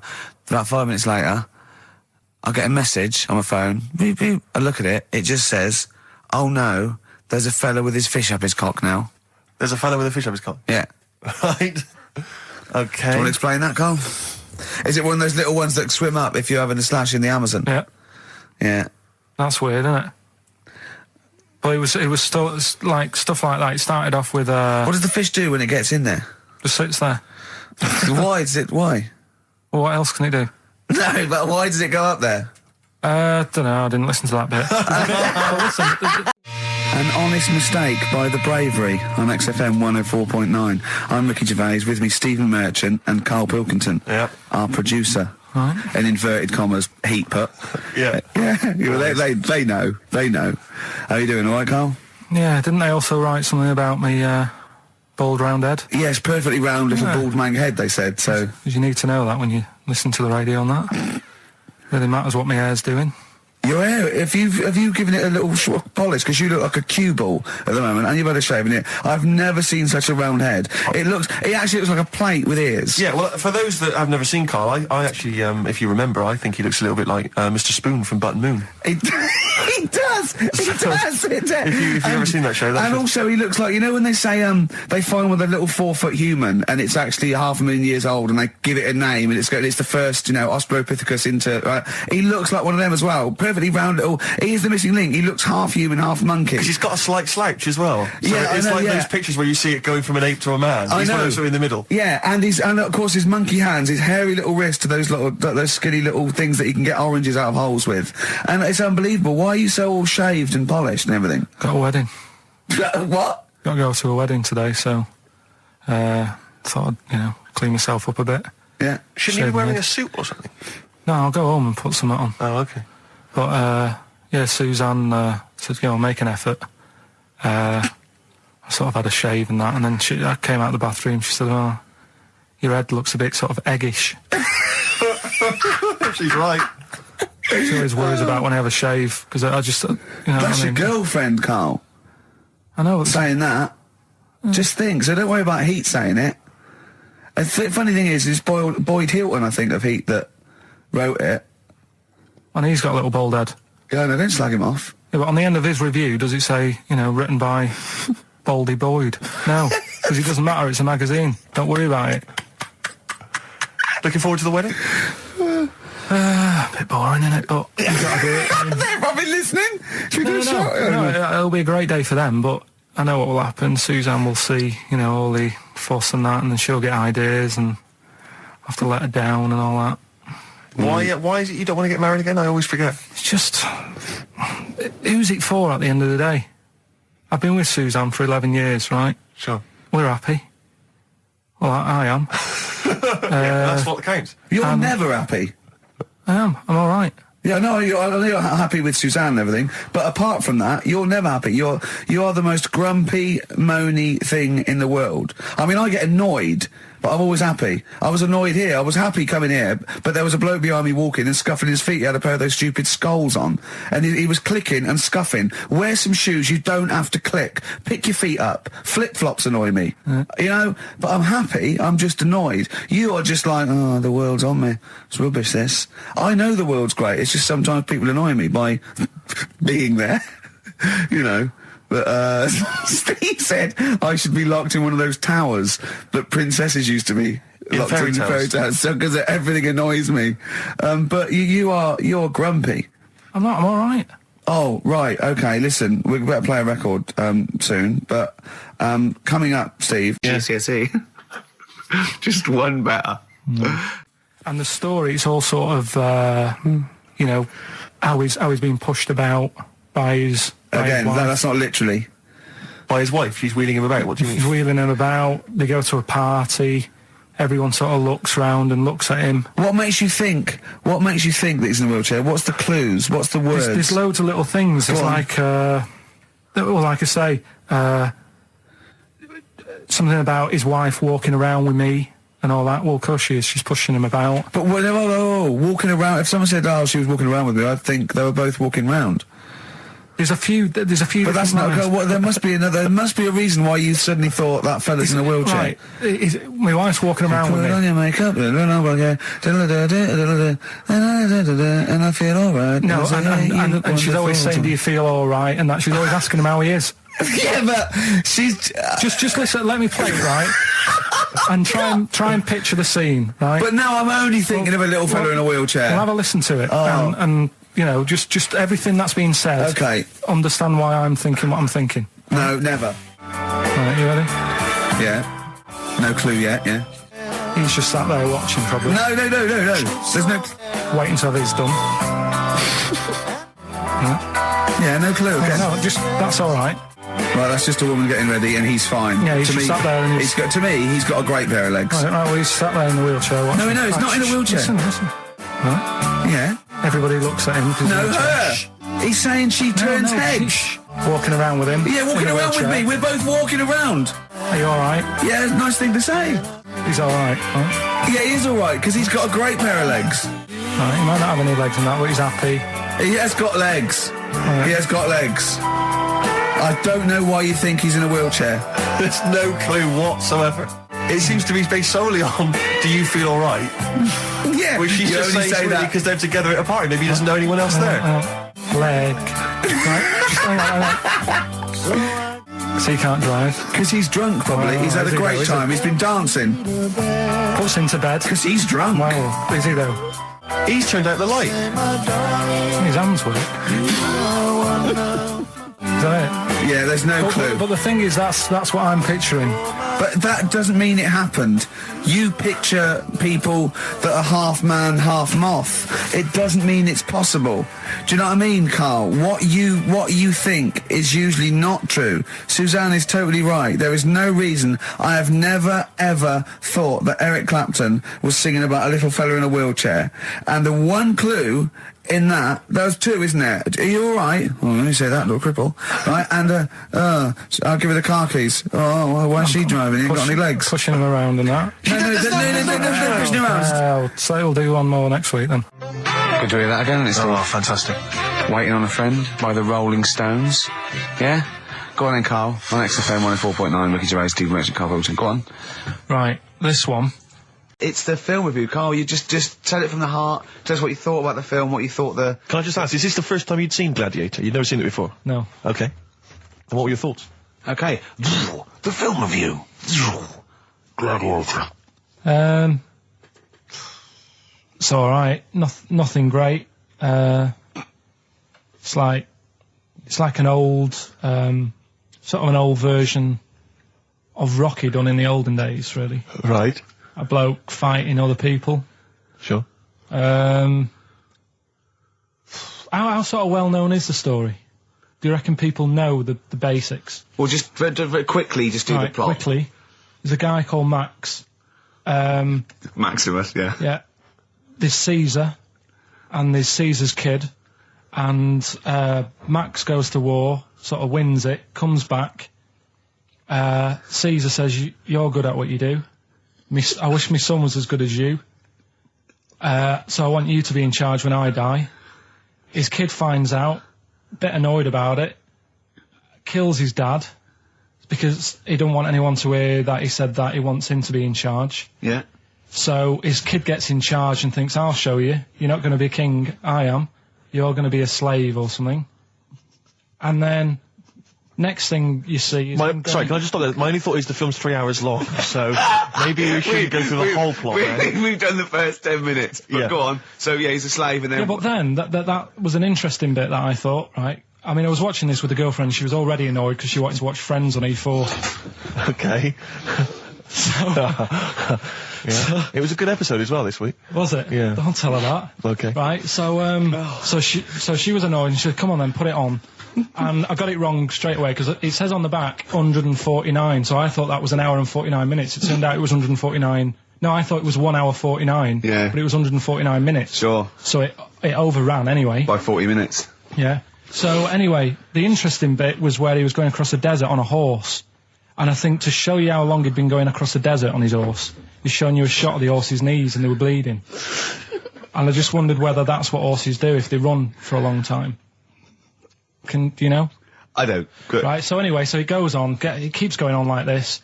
He's a slave, and then he has a fight at the end with the Caesar's kid, and he kills him. And that's how it ended. Okay, good. What did you think of it? Just generally, what bits... What do you think was wrong with it? Right, well, I've read up on it, and there's already a fact that is wrong. Right. Caesar's kid, he didn't actually kill his dad. His dad died of a natural death. Right, in real life, you mean? Yeah.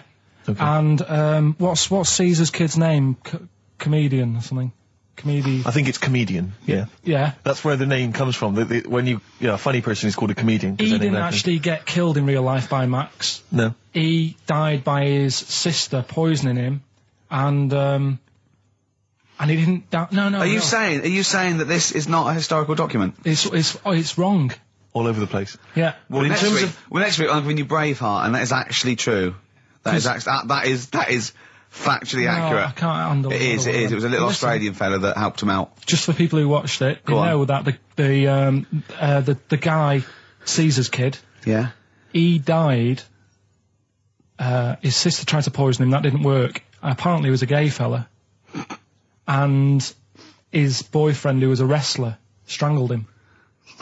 Where did you get this information? On the internet. I thought I'd look it up to see how much of it I actually got right. Yes. And that's what I read. Okay, so out of 10? 5. Really? Yeah.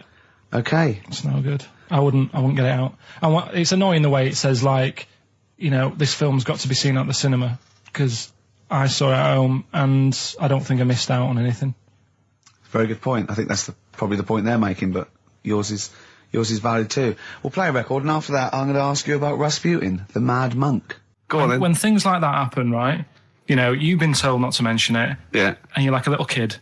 Yeah. And once things are in your head, yeah, it's difficult not to mention it. I mean, when I was a kid, yeah, right, my mum's sister Hazel, right, was seeing another bloke. It's weird because she's a lesbian now. That's really weird. That must have been an interesting Christmas. But anyway, she was seeing this bloke, and he looked like Ken Dodd, apparently. He looked like Ken Dodd. Looked like Ken Dodd. So people said, don't mention it because it gets on his nerves when you like meet him and you go, oh god, you look like Ken Dodd. So I said, all right, his name is Will or whatever. And I was introduced to him. First thing I said, nice to meet you, Ken.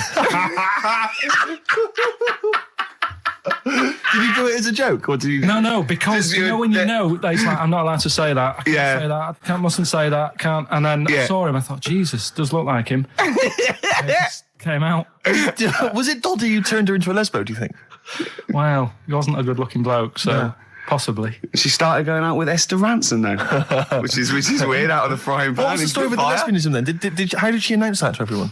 What age was she when she realised? Well, I mean, we're not a close family. Do you know what I mean? We're not a sort of family who keeps in touch with everyone. And I think my mum called her up one Christmas and sort of said, you know, how's the Diddy men? Yeah, how's Nutty Ash? And she said, oh, no, I'm not. I don't do that anymore. I'm knocking about with Sandra or whatever. Right. And it was like, oh, right. Not big butch Sandra with the big earrings and the skinhead. He used to live down the road from you. I don't know. He used to get Doc Martens wholesale. That's Sandra. All right. Oh, I'm looking forward to it. Was it Nelly? Nearly dead. It nearly died. It nearly died. Okay, I was interested in it. I remember reading it, and there was one element of the story. You would think it was a cheap holiday. Well, you're not going to pay those prices. £400 host seasons. You're having a laugh. That's nothing. Mansfield car park. And there was an element. It said in the news report. It said that while he was down in the ground, he began and ended a relationship with a woman. While he was down there, some fan who was a fan of what he was doing, he started communicating with her through the tube. I don't know the ins and outs of it, but they began a relationship and it ended. And I have to say, I remember thinking, you know, when you read that there's a man... How did it end? Well, why did you go that this isn't working? That's twice you've stood me up. Yeah. Well, I can't get out, can I?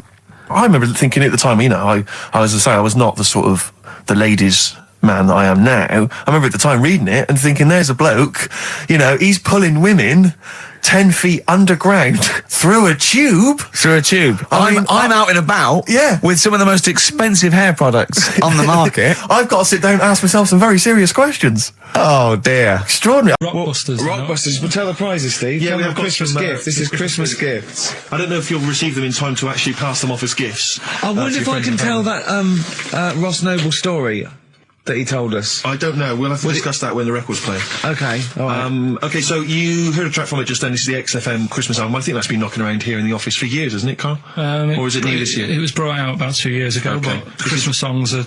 Christmas songs. Yeah, it's not bad. There's Scott bands on there, like the Dandy Warhols, the Webb Brothers are on there, Drugstore, Bell and Sebastian, Flaming Lips, all sorts. So we've got that to give away. We've also got this Smashing Pumpkins compilation, which we've seen, again, that seems to be knocking around for weeks. Another one of those 50 years of the greatest hit singles. I don't know, Culture Club's on there, Queen, obviously, I've just Lennon. seen the cult film. Yeah, the cult film we'll come back to shortly. This, I think, is one of the most exciting gifts.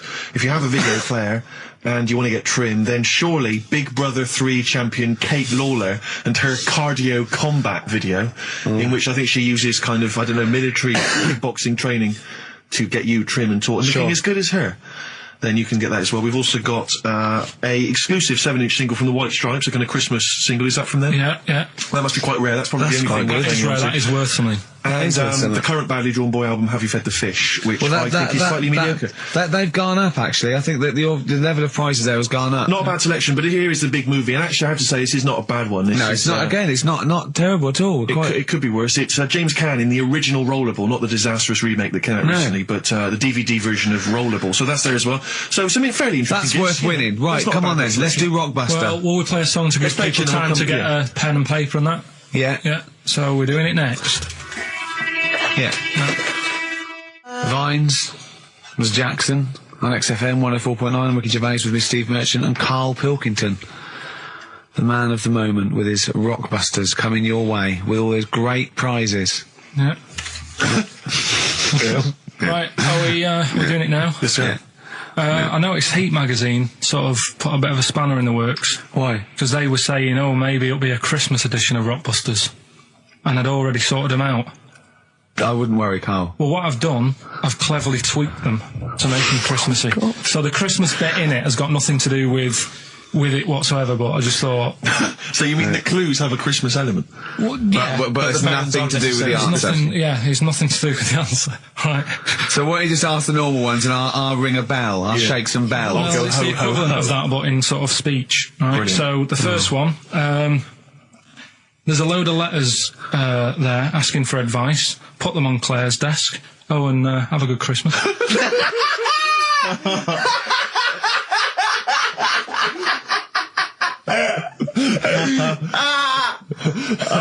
Give it to us again. Oh, God! Right, so there's a load of letters asking for advice. Put them on Claire's desk. Oh, and have a good Christmas. Right, but bear in mind, people, that the Christmas element may not be relevant to No, these that's got clues. nothing to do with it. I don't want to... Okay. You know. And the initial letter is F, right? That's F. All right. Right, the second one. Ask your mum if you should, after you've wrapped the presents. Right, so Ask your man if you should. ask your mum if you should, after you've wrapped the presents. That's S. Yes. S. All right. Okay. And the last one, a couple of people were arguing in the supermarket at the fruit and veg counter, but it's busy in there because it's Christmas. That's probably what brought it on. So that's B. Right? B. Oh, God! So they're the three. I'll just recap. Yes, please. Yeah, I have no idea. so I the can't first even... one. I don't know what to start thinking. Well... Right, there's a load of letters there asking for advice. Put them on Claire's desk. Have a good Christmas. Have a good Christmas. Second one, ask your mum if you should. After you're at the prison. S. And the last one, a couple of people were arguing in the supermarket at the fruit and veg counter. But it's busy in there because it's It's Christmas. busy because it's Christmas. That's a B. So they're the three things. It's email only, this one. Please remember that. ricky.gervais@xfm.co.uk. ricky.gervais@xfm.co.uk. Yeah. Brilliant. Karl looks happy with them. He looks really happy pleased, with and them. rightly so. They're cracking. They're good. Yeah, They're good. Pleased with those. So, All right. Is there going to be more Rockbusters in the new year? We're not sure. I'm still, thinking about new ideas that we can do. Okay. Are we starting Ridiculous today? Have you done Couldn't be anything? bothered. Couldn't be Right, bothered. couldn't be hard. Look Right. forward to Ricky Dickless. Well, he's worried about... He nearly said asked, and he just stopped. Because he's worried, because he's the producer. Yeah, well, I've got to set a standard. Oh, dear. Karl, you have, mate. You have. So that's that. We've still got to come... I'll tell you what, why don't we have a lovely tune, right? You make the tea, we're opening these biscuits from Alexandra, we'll be enjoying that, right? Maybe segue so we can have a nice little, rest. I don't want to talk through it, it'd be rude. And then we're coming back, and as part of, like, Pilkington, Parkinson, and Do We Need Them? Do We Need Them? Yeah. Karl has interviewed an expert on jellyfish. Brilliant. So we've got that. Plus, of course, we've got a two-part Educating Ricky. You've got Educating Ricky still to come. With a Christmas theme or not? And we've still got things like the Pogues, John Lennon, Joni Mitchell, just David Bowie. Are you suggesting there's going to be some great music and some Great fun music chat? and some fun chat. Lovely. Let's do a classic. Let's do a big stomp in one of the best Christmas songs of all time, shall we? What are you thinking? Fairy Tale in New York. Excellent. Fairy Tale in New York. Oh, it's always amazing. Pogues featuring Christian McCall on XFM 104.9, the Christmas edition. Indeed.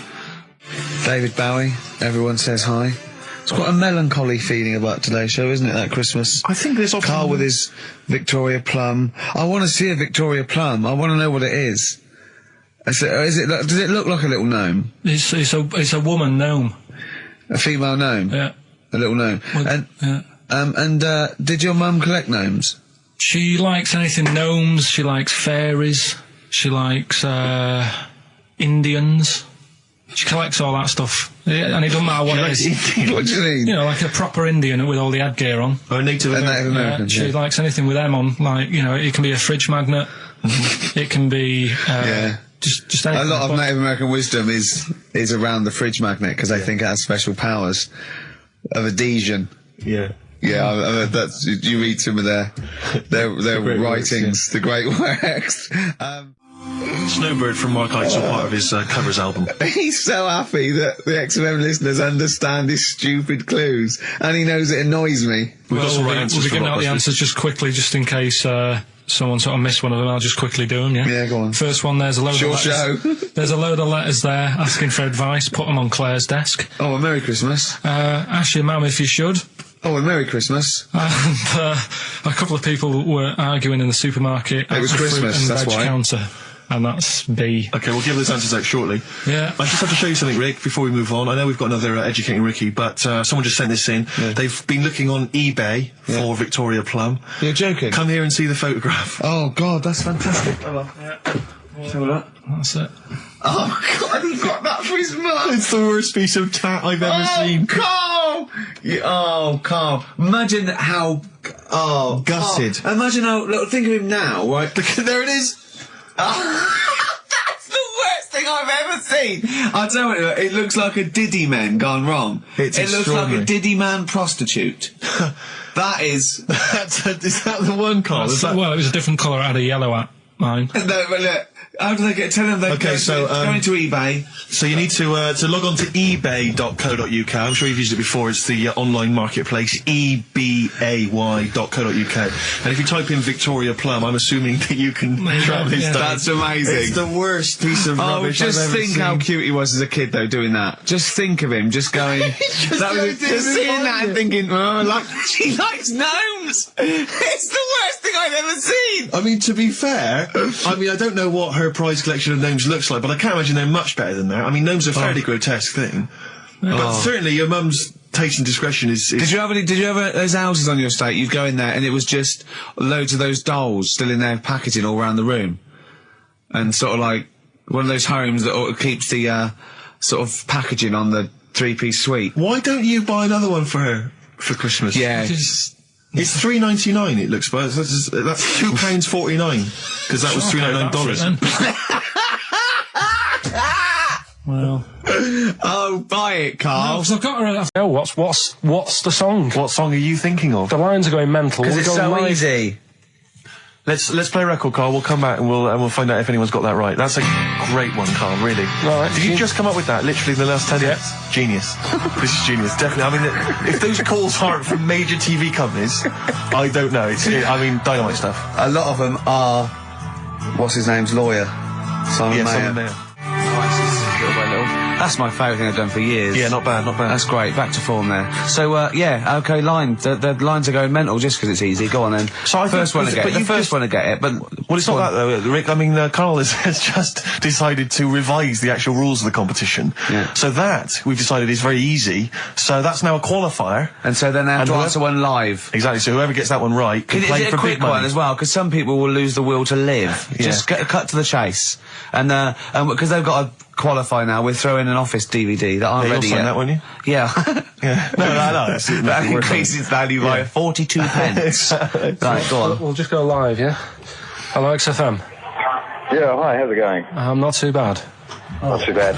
Listen, a very, very quick recap, Karl, if you will, please, for the people listening. Very quick. Right. A man ends up in a loft. Man's, after moving into this house and he's in the loft.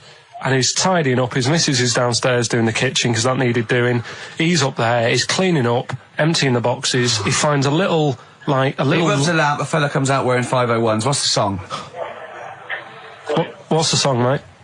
are you talking to me? Yeah. Sorry. Yeah. Well, look, I'm sitting in this bar, right? I'm not ringing up relating to anything that's going on right now. I'm after one of these armbands to go and meet Bowie on Monday. Can you help me out? What? What? Piss off. You can't say that to our public. Yes, I can. What I can't bear is people begging, Rick, on the radio. You know, I can't bear it. Is that the Australian People bloke just who's got the Bruce scrounging Springsteen for tickets? Hello, XFM. Hello. Hello. Are you phoning up for an armband? No. No. Okay, great. Jean Genie, of course it is. Well done. Well done. Right, what's so your name? Everyone else can ring off now because this. Well, she might not take the challenge. What's your name? Hello. What's your name? Christina. Christina. Right, do you want to take on the challenge? Yeah. Yeah? Oh, right. so this is for. She's already won a couple of CDs. This is for the Office DVD. Right. Okay. Signed by Ricky Gervais. So she said, yeah, it's a nudist beach. So I said, well, why? What? I said, we're all mixed. It's all mixed up. Normally on a nudist beach, it's a nudist beach, and you don't go wandering on there when you get your clothes on and that. So it annoyed me a bit because there wasn't any signs. So this fella's getting closer. Well, the knob out was a sign. Yeah. Right. So he's getting closer, and he walked past me. It was an old fella. And he walked past and he had a hat on and a little pipe and a big rucksack on his back. Right, so he got me thinking. Not strictly naked. I'm walking along and I'm thinking, right, why do people want to do this? So straight away, I wasn't on holiday anymore, because most of the time when I'm on holiday, I don't think about anything. Right? Your mind's a blank. I just switch off. Right? But all of a sudden, this has got in my head now, and I turn around to look at him, and check out his arse. And this bag, right, I swear, it was massive, right? What? You had a massive bag? The bag. His rucksack? His rucksack. Oh, right, okay. When he said there was an old couple coming towards me, I said, what was lower, the bloke's bollocks or the woman's tits? And he said, well, that was another point, she might as well have worn knickers. Because she was so naked, that's what he said to me. So you saw the bag? So it annoyed me, yeah, because the whole idea in it, this is what I think, I mean, I might be wrong, right? Might be wrong. Chances are you never have been. You never have been before. Being nudist, right? What's it all about?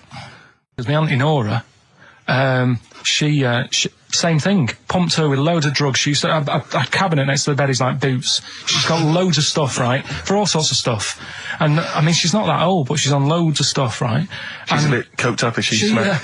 She called up my mum once. And, yeah, you told us this. Go on, tell it again. And she said, oh, how are you doing and that? She's all right. Bit worried though. My mum said, why, what's up? She said, I've been breaking wind. So she goes, well, you know. She says, no, but this one is going on and on and on. And she was like, she was like, what do you say? What's like passing wind, farting for 5 minutes. One thing, not like, you know, trumping and then nothing. Yeah. Continuous drone of a fart. I'm eating. Hey? I'm eating. So am I. Karl, you have to carry on. Right, yeah. We're all eating. Crisps, food crisps. So last week, yeah, you were playing your feature, that song I shouldn't switch off because I'm enjoying the story. Yeah. And we played Living for the City, only you played the single mix, which doesn't have the entire second act, if you will. Yeah. So, Karl, you've not heard it before. You're excited before. You're excited to hear the second act, because as far as you're aware, there was a young guy, he's living with his family, they're fairly impoverished in Mississippi, but, you know, they're happy, they're getting on all right. But you're not even aware that he's moving to the big city. No, it just fades out. Well, that's the city in question. I mean, I've liked this song for, must be, you know, 3 or 4 years, and I've always listened to the single version. I had no idea that I didn't know the full story. So, yeah. It's not, I mean, and I know your attention to detail, you like to know the full story, like, where everything was. Well, the whole idea of the feature is to say, you know, you've got to listen to the song. Where was the lead plate thing? Where was the lead plate thing? That was like a few years back. Where was it? In Britain and Scotland.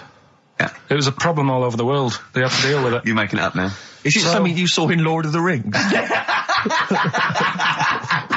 Yeah. Right. So anyway. Yeah.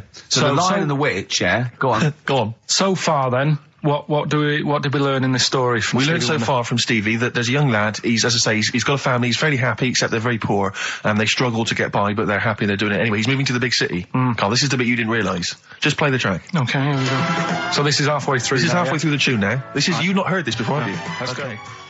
Sorry, I accidentally played an episode of Kojak. By mistake. We were going to play a song. Karl, what did you make of that then? Yeah, what's happening there then? Eh? He was living with his family, he was fairly impoverished. He's moved to the bus he was on, was it? Right, so what's your take on it, Karl?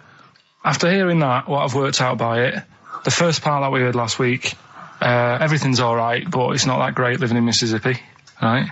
So he goes, I'm going to go to New York. There's plenty of work there. Yeah. They'll sort of accept me as, and everything. So he goes there, and the weird thing is, he's hardly, been in New York for a second. He gets on a bus, all of a sudden some copper's arresting him. He's like, what's going on? And then he's got 10 years. I mean, what you can't hear, because the levels are quite bad. I mean, I work with sound. I can't really hear what's going on. You're criticising Stevie I'm sort Wonder, of guessing that he didn't pay his bus fare or something. And 10 years. He got 10 years for that. I really don't know what was going on. And the last one. I've got that one. That's terrible. That's terrible. Okay, quickly. Oh, God. And the last one is that bloke who does... Come on! It's making me laugh. Come on, Karl, be professional. Right, the last one. Right. I can't do it, it's making me laugh. Oh, come on, I'll come and read them then. No, hang on, Come on, Karl. Right, here we go. They don't do this on Blockbusters on TV, do they? No, come on. That bloke who does sport on telly. He's got a little kid, right? Initials DC. What? Is that I'm the completely clue? confused by that. Was that the clue? Yeah, that bloke who... I'm Ricky Gervais. Hello there. You're Steve Merchant. I am indeed. Karl Pilkington over there. Big day today. Really? Yeah, for Karl. He hasn't been looking forward to it. He's been whinging in the week. A couple of things. He thinks he's overworked. He thinks he's overworked here, and he's stressed, and he's got to do DIY. MTV are coming in right, to give him the chance of his a lifetime to do just a little screen test, and he's going, well, I'm not going to look good, am I? They're not going to have a why. He said, well, I've got a round head and I'll be wearing headphones. And he's not made an effort. He thinks, they'll put him off. He said, they won't even press record. He's got a spot on his head. I mean, you know, Karl, also... you're not looking forward to it. You're not excited about it. It's a great opportunity. Why is it a great opportunity? To get on MTV? No, but... Look, money for old rope. Yeah, but look what's happened to people like Jeremy Speak, or whatever his name is. And all Jeremy that. Spake, yeah. Yeah, and... yeah, slightly different. Why is it? Well... See? You're making it in the industry, and you've got something to give. He happened to be around when they were filming an airport. Do you see the difference? Alright, the other one then, who's on a boat. Same thing, although at least she had a incredibly well. skill. She had a skill, you know, she can sing, you know. Well, it's just... I think it can all go wrong. Do you know what I mean? Of course it can. So can sitting in your little room moaning about nothing happening in the world. You know, he wanted to stop educating Ricky because nothing happened. He said, look what happened last week. I scoured the net. He said, all I found was a dog in a car wash and a parrot and a vicar. Right? I'll tell you what, there ain't much more going on this week. Well, you're talking...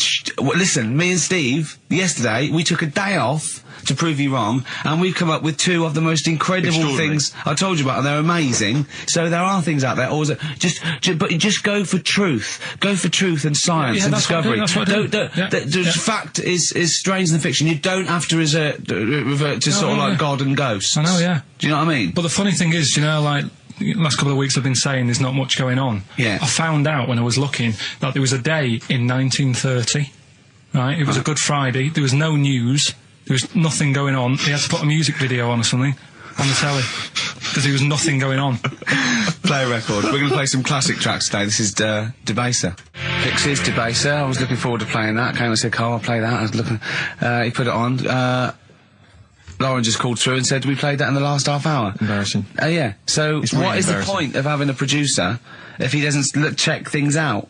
So, I mean, it's a good track. I mean, I'm sorry if you heard that twice in the last hour. Listen to everything all the time. I've been running around. I get in early on a Saturday. You got in about the same time as me? I went out and bought you some biscuits, so you're happy. I put the coffee on.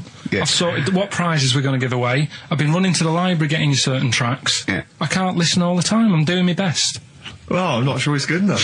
I mean, I'm worried when MTV come in, if they've heard this kind of shoddy production, they're going to start to wonder what is it. The same songs every 5 minutes. Yeah, no, anyway, sorry, are you sort of overworked because you were on Zoe Ball's show talking? Oh, hello, what's going on here? Well, I thought he was exclusively on our show. No, I was in the car. I seem to remember, Rick, he was a nobody Yeah. that got a chance to come on air and talk about that. And guess now what he's getting auditions with MTV. Guess what he was talking about on Zoe's show? Oh, hello. All the jellyfish stuff and all that. About Can't getting believe it. Recycling material that you've done on this show. I phoned in, right, and I went, stop doing materials. He just hung up on me. Well, I had a job to do. Who do you think you are? Your ego has just gone through the roof. Hang on a minute. What? I had a job to do in the week. They asked me to drive the desk for Zoe, right? They didn't say talk. Zoe, if she talks to you, you can't just ignore her. Yes, you can. Well, you Who can't. is she? Who does she think she is? You made a promise to us, a pact, that you were our kind of monkey. Yeah. What can I do? If someone takes time off, I've got to do it. It's my job. Yeah, but you don't It's have not to your talk. job. You don't have to use. You're the head of production. We've given you this special gig. This is like taking you out weekends. Yeah, And, exactly. you know, if we find out you're getting too much excitement in the week, we'll have to just calm it down. Well, Get another little... well, that's it now anyway. It was only last week. You know, I feel like kind of solid. I feel betrayed. It's like you were having an affair behind our back. Yeah. And you rumbled He was it. doing all the stuff. He was doing all this like, oh yeah, jellyfish and this, Yeah, jellyfish because that. she was asking, and I thought it was a good way of promoting this show, actually. Oh, did you mention the show?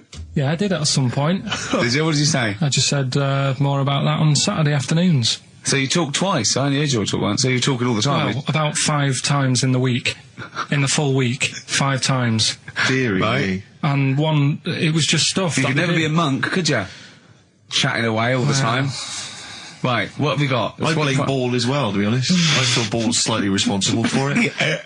Yeah. She can't find her own, you know, gibbon to get on the show. She can't find her own kind of, you know, loser, then don't start stealing ours. Outrageous. Well, coming up, right, Yeah, we've got maybe we'll get Fat Boy Slim in. Indeed. Next Yeah. Saturday, if you're listening, Slim, Yeah. come in on the show. What's his name? Ernie or something? What's his name? Norman. Norman. Oh, yeah. Right. Ernie! Yeah. I don't know. that's great, Ernie Ball. Yeah. No, he wouldn't change his name. Quite handsome people, but yet they're always quite Yeah, obnoxious. we are. No, I mean, they're normally quite obnoxious, Rick. Again, you know, you're a good example of that. And yet, I think it must be the small man complex. That's what makes them so obnoxious and so kind of desperate for attention. Didn't realise it before. Steady on. Because, of course, I tower above everyone. You do, don't you? I'm, for people who don't know, who are listening, I'm 6'7" tall. That's high. Yeah. That's big.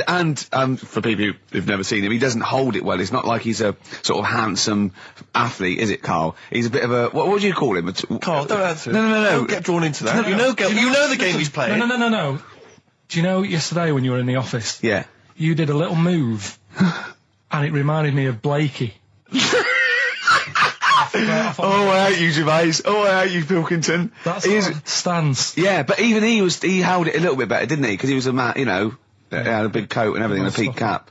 But, yeah. I can't believe you. Like, I've not suffered enough from being freakishly tall. Now, till my best buddies, live on radio, are just... It's not just height, though, is it? It's the posture and the face and everything. But it's got your places, hasn't it? No? What do you No, mean it it's got me has. places? I think people give you a bit more of a chance in your career and stuff, 'cause it's like... What, yeah, stacking shelves? Because I can reach so high Muse, Plug-in Baby on XFM 104.9.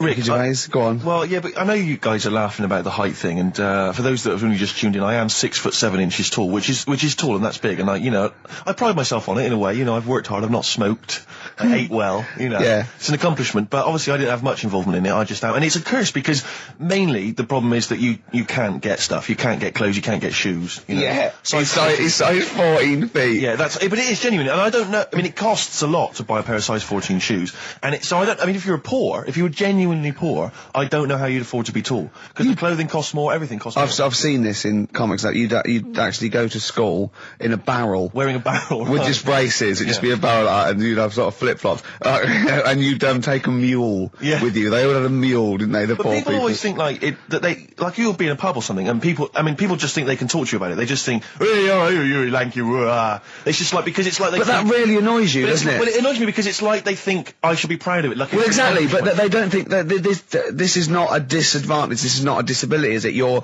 taller than most people. It might It is get a disability No. if If you were 8'3", it'd be slightly debilitating. You would, but Disabilitating? you're what? Debilitating? Yeah. No, you're a medical man, aren't you? But no, the point is, it's a disabilitating because when you go on public transport, like if you're on a coach, yeah. the only place I can sit on a coach is that seat On the driver's lap. Either on the driver's lap or that seat at the very end. Yeah. You know which sits into the aisle. Yeah. That's the only place I can. Why don't sit. you And there's stand only up, some sort of stand kids up. at the back waving at drivers. You could drive it from the back. Here he comes. Watch it. Were you a tall baby? Or Mr. and Mrs. Merchant, you've given birth to a basketball player. Look at his dribble already. Were you a tall baby? Babies aren't tall. Oh, at what point did you suddenly, like, Jesus, nothing fits me? Well, it didn't happen overnight, Karl. Let's do a little graph. How tall were you at 5? Oh, I don't know. 3 foot? 3 foot. How tall were you at 12? 6 foot? 6 foot, are you really? I don't know, do I? How do I remember? I don't remember this. Well, when did teachers start calling you freak boy and Really, lanky? they didn't. It wasn't Didn't they? so much. It was no. You went to a funny school. I went bowling with him once. So I'd never been bowling before, and he'd been once before. And he went, "Let's go to this bowl." We went to a bowling alley, right?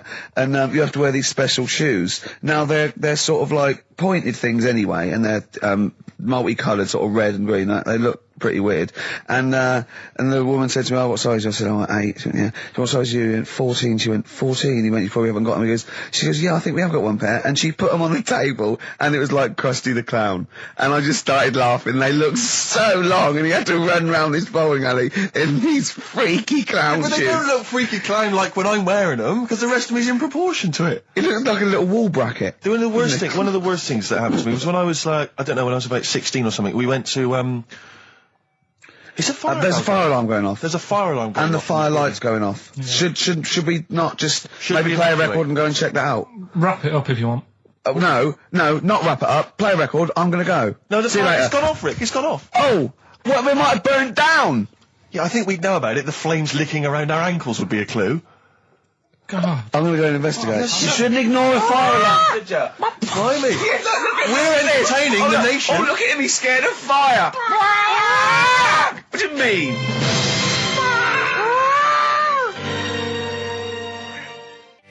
Lars, and there she goes. What a great start to a show. We've had 20 minutes of some of the best banter, chatter and music and anecdote anywhere on the dial. You're damn right. High five. Yeah.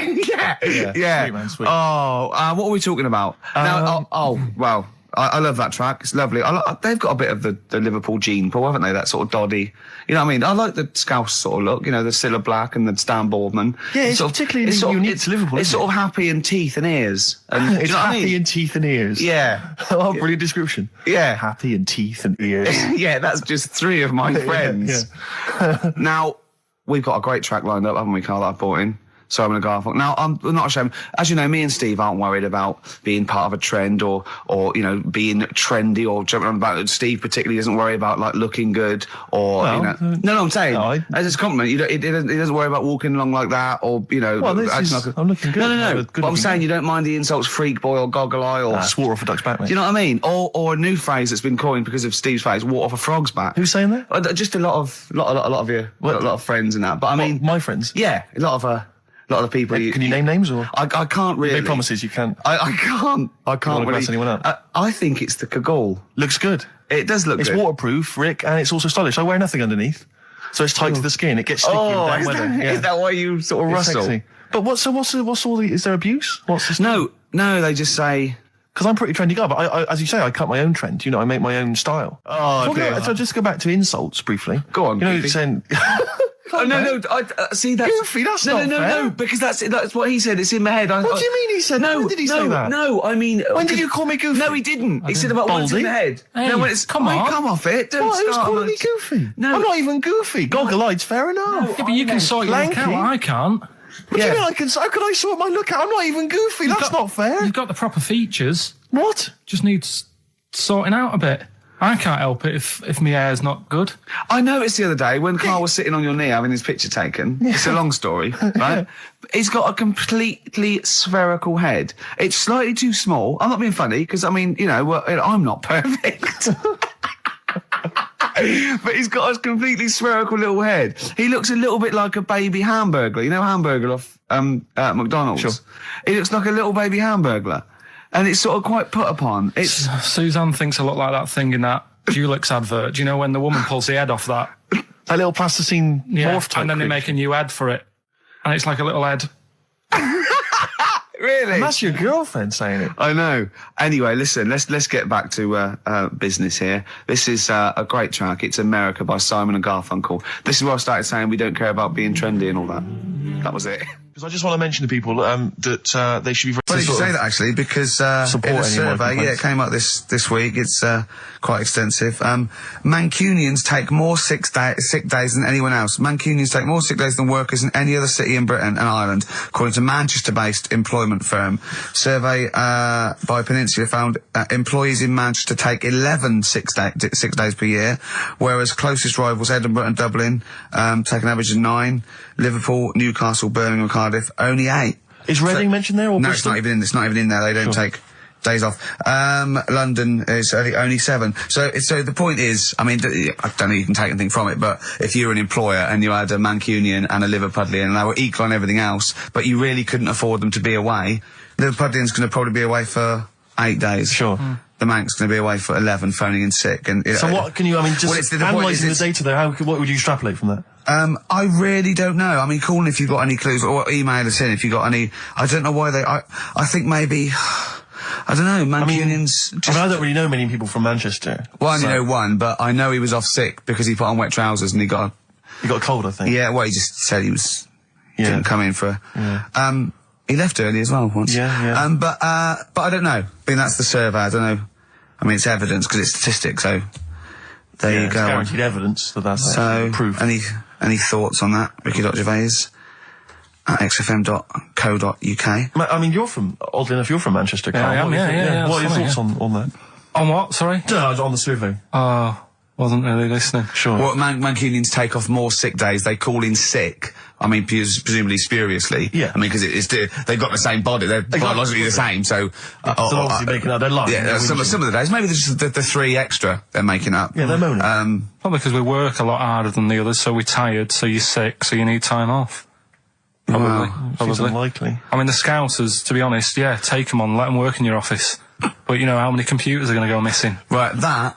So offensive. Is offensive. Right. This is a survey that proved. You just made that up. You just carried on the myth that Liverpudlians thieve. Now that's not true. That is not true. Well, it's not. Well, some of them do. There's been no survey that you're more likely to thieve if you're from Liverpool than if you're in Manchester. So that hasn't been proven yet.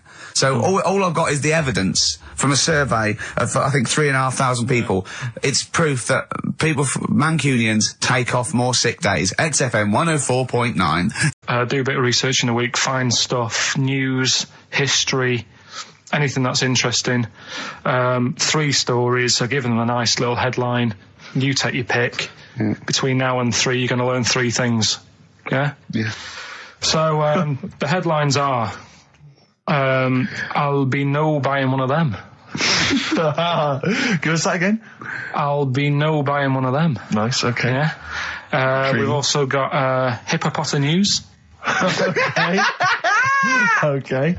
And can you believe it? Can you believe it? Well, I'm going to go with hippopotamus news. Hippopotamus news? News. Right, well, this one, it's... I'm not going to take the credit here. I heard Christian talking about this on breakfast, right? Because it's a good story that happened. Basically, I don't know if I told you about it last week when we were having our spaghetti, but I think you did. Right, I know what it is. I know what this is. Okay, I've not heard this. Right, there's a little midget. Right, there's a circus. I'm loving it already. Circus going on somewhere. I think it was in America. Yeah. And is that present day or old times? I'm talking like in the last 3 weeks. Okay. Right, little midget. Circus, really packed out show. People are loving it. Right, Steve, you'll ask the same question I did. I know. So there's little midget jumping up and down on a trampoline. That's what circus is. Right. I pay good money to see it. So everyone's clapping, and he's getting carried away. Because he can't believe they're loving it. I didn't know they'd like a little person on a trampoline, but they love me. But you know what it's like when, if there's a crowd of people sort of encouraging you to sort of go higher and stuff. Yeah. And I'm sure he knew it was getting out of hand. but he was jumping and he was coming down the road going, hiya, and he's going really high in the air, right? So he's doing this, crowd are clapping. There's a hippo, right, just sat next to the trampoline, getting ready to come on and do his act. Oh, right, I thought he was in the audience. There's a hippo getting ready to do his act, Steve. Yeah. So he's a ventriloquist. What do you mean he's sitting by the trampoline waiting to do his act? Because why does he sit in the dressing room and they go, 5 minutes, Mr. Muss, 5 minutes, Mr. Muss. So anyway, right, so the hippo's there.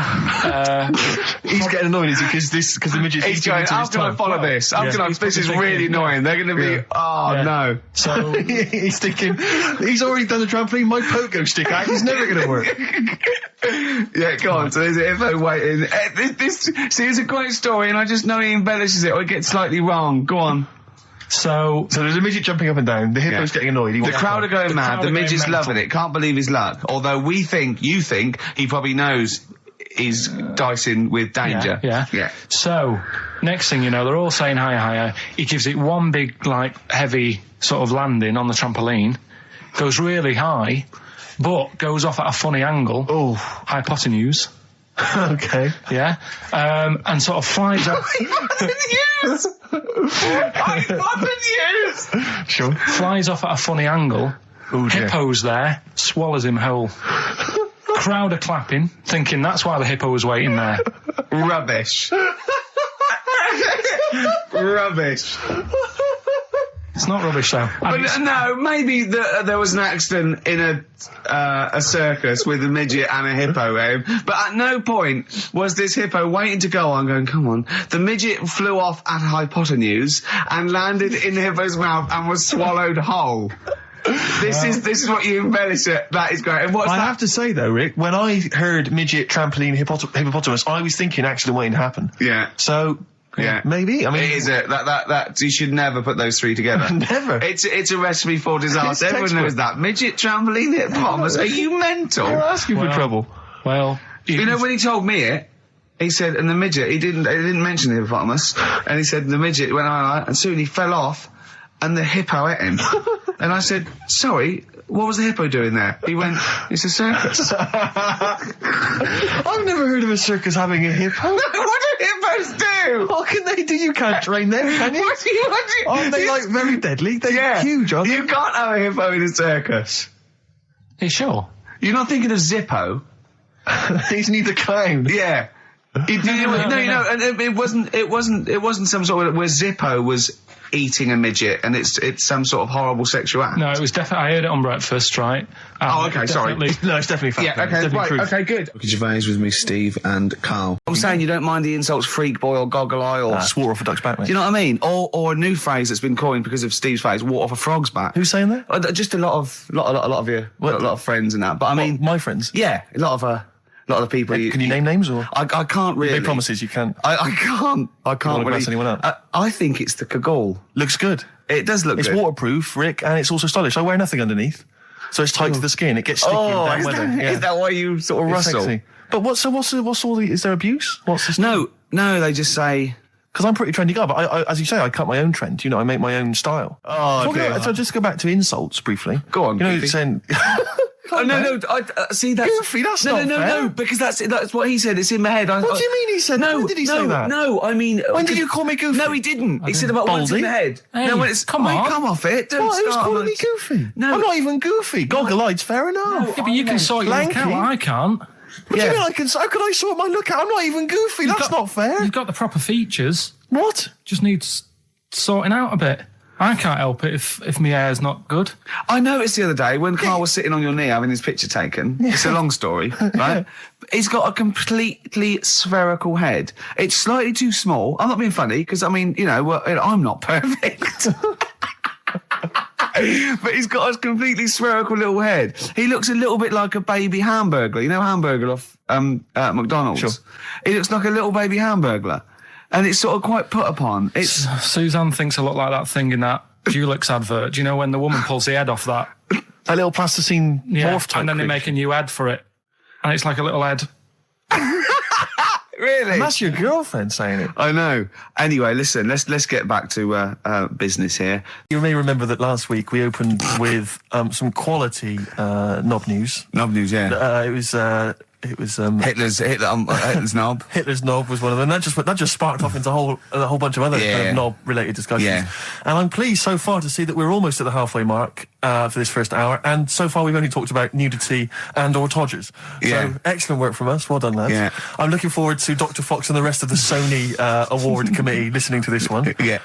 But more knob news. I don't know if there's a jingle for that, maybe. You nearly had the eye out. Knob news. Knob news, excellent. This is an extraordinary story. A woman tried to sue her bosses for £210,000 after finding a cooked penis in a canteen stew. Hospital cleaner Sophie something, I can't quite pronounce that name, was eating goulash for lunch and could not cut one of the lumps of meat. You can see where it's going. I've got so many questions already. I know. She picked it up and tried to chew it, but it was too tough. Then she inspected it with workmates, who all agreed it was a penis. Imagine that discussion. Yeah. Miss McLata said she vomited for the rest of the day, instantly became a vegetarian, and had to have psychiatric help. It's not known whether the organ was from a human. The case continues. Well, it can be found out, so that's one thing. Obviously, the doctors aren't confused. They're not going, I don't know, I've never seen one like it. Yeah. Also, why is she eating goulash? I know. I mean, that's my first question. Why? You lunch. Oh, what do you want? Oh, no, I fancy some goulash. Yeah. Oh, some gooly lash. Gooly lash, Thanks very like much it. indeed. Lancashire cockpot. Oh, is on the menu. Brilliant. Only £5.50. Wangers and mash. I'd love some wangers and mash, please. Cock o' van. Cock o' van. It's already done for There's you. some. There's wangers and mash, cock o' van, Lancashire cockpot. You know. That's just off the top of our brains. Yeah. So if you've got any of your own, keep them to yourself. We're not interested. What do you make of that knob news? And it's in a hospital. Oh, yes, it was. No, a hospital cleaner. You're right. Oh, cleaner. God. I know how your mind's thinking already. There's been a mix-up. What kind of mix-up? I love that. What, some bloke's gone in, some lesbian's gone in, wanting a sex change. She's got a carrot for a cock. Bit of stew and steak. Stew and steak. Oh, that would be great. Really, it's about some monkey. I think it was a chimp. Who's an ape? Go on. He tried to. I mean, the story sets off at a sort of a weird thing. Yeah. It's something about he went to Russia to do some business. What are you talking about, Karl? It jumped past that bit though. It didn't start there. What are you... Do you know what I mean? It didn't tell you what he was doing. It just said there's this monkey went to Russia to do some business. I know. Do some stuff. I don't know. Bit of monkey business. And anyway, didn't work out. So, they were furious. We wanted a surgeon. You send us a monkey. Anyway, ended up being homeless. Oh. No, you're So joking. it was taking a turn for the worst. What, couldn't even get into like a tree hostel or anything like that? That's. I'm getting excited now because we've had loads of calls and emails, not only backing me up but going a little bit further. But apparently, Johnny Mango called in again. He's become our sort of official researcher on this show. There is evidence that Queen Victoria in Balmoral, with a young house guest, Winston Churchill, used to consume cocaine-filled lozenges. Mm-hmm. So there you go. Also, MDMA was a precursor of sort of ecstasy, a derivative, and that was big in the day, giving soldiers, a little pick-me-up. So it's not so mad, is it? It sort of makes sense because he was into his speeches and that, and they say that coke gives you sort of, the balls to stand up and say like. Not that that's a good thing. And no, it's not. No, definitely not. No, right? But it makes you confident, doesn't it? So you can stand up and say, we're going to fight them on the beaches. Yeah. And all that, and sound like you mean it. It's exactly, yeah. When he was sort of like, a little bit pissed up with his cigar on, coked off his tits, he wanted to fight. He didn't care where it was. He'd fight on a beach. He didn't care. He didn't care if he got sand in his new trainers. Exactly. He was boozed up. Yeah. You want to fight? Yeah. That's why he was coming hard. He was very much. You got to think of him as the Liam Gallagher of his day. Yeah. Oh dear. Are we allowed to talk about this? I mean, I don't mean in terms of referencing drugs, but are we allowed to... Is this, like, libelous to Winston Churchill? One, you can't libel the dead. Yeah, but two, is it's... that only in America, I'm asking, and we're not saying, you know... two, I think you'd probably going to do also a fair comment. Three, we say we were joking. Yeah. 4, it's a satire. Yeah. 5, we love him. 5, we're not condoning drugs in any way. 6, this is Dermot O'Leary's show. I didn't have a go at him anyway. I said he's all right. If there's any law against Rasputin, we might be in trouble. Law against you did willfully Rasputin. Yeah. All over the airwaves. You did slag off Russia's greatest love machine. Yeah. You didn't shoot him till he was dead, did you? Oh, put some poison into his I'll tell you wine. this, if there's any other historical questions that people want answered, then we're the men. Because really, with the three of us, our knowledge of the fact that the Hindenburg was filled with helium, the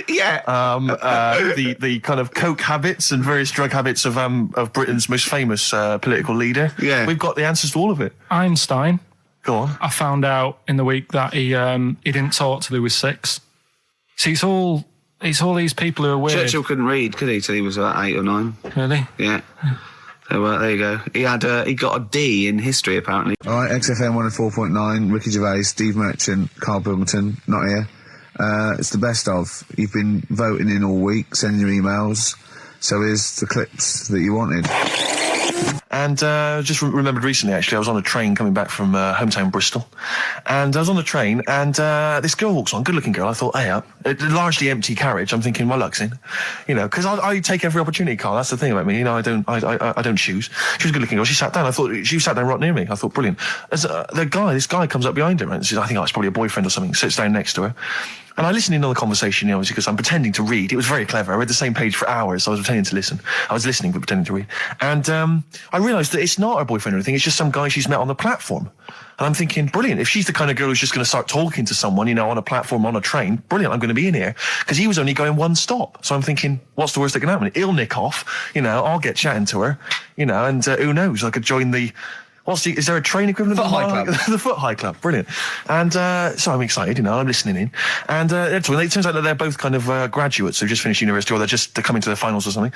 And they're chatting away, you know, and he's making a couple of witticisms, you know, and she's kind of tittering at his jokes. I'm thinking, well, I'll tell you this, if she's laughing at this kind of material, I am going to blow her away, you know, with my kind of anecdotes and wry observations, you know. Yeah. It was weak stuff, I got to be honest. Really? He was coming out with nothing. He was running on empty, as far as I'm concerned. Yeah. And she was loving it. So I'm thinking, brilliant, I'm going to be right in here.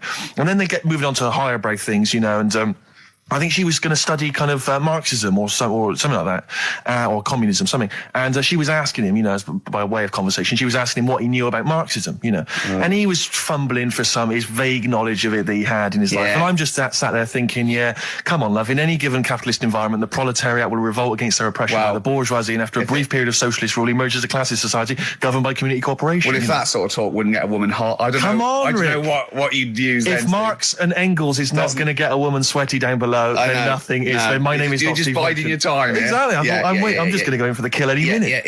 Yeah. So anyway, it comes to his stop. Right, he gets up. I'm thinking this is a piece of cake, and he gets off, and off he goes. He walks off, and I'm thinking brilliant. And I thought, I'll wait till the train's pulled away. I'm not going to leap in straight away. No. And he comes back along the carriage, and I'm thinking, hang on a minute. He goes, listen, do you mind if I give you my email address? Right, and if you want to get in touch, email me. I'm thinking, come on, you loser, get off now. Save your face, please, before it's too much. And she accepts the email address because she obviously doesn't want to hurt his feelings, whatever. I'm thinking, fair enough. She's a good woman. I'm liking her. I'm loving her. I'm thinking that's my kind of girl.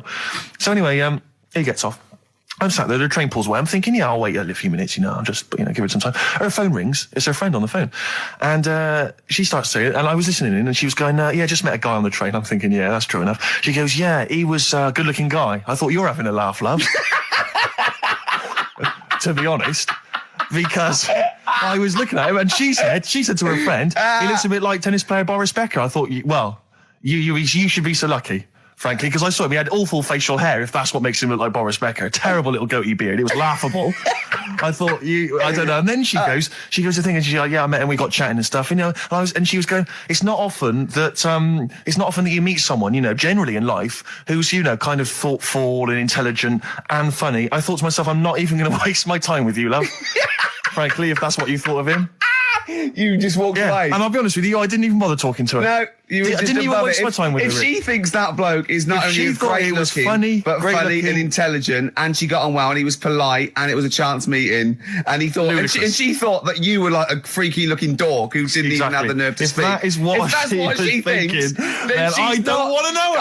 I couldn't. You walked away, and good luck to you. And I have my dignity intact. Yes, and she's nothing. It's the best of. You've been voting in all week, sending your emails.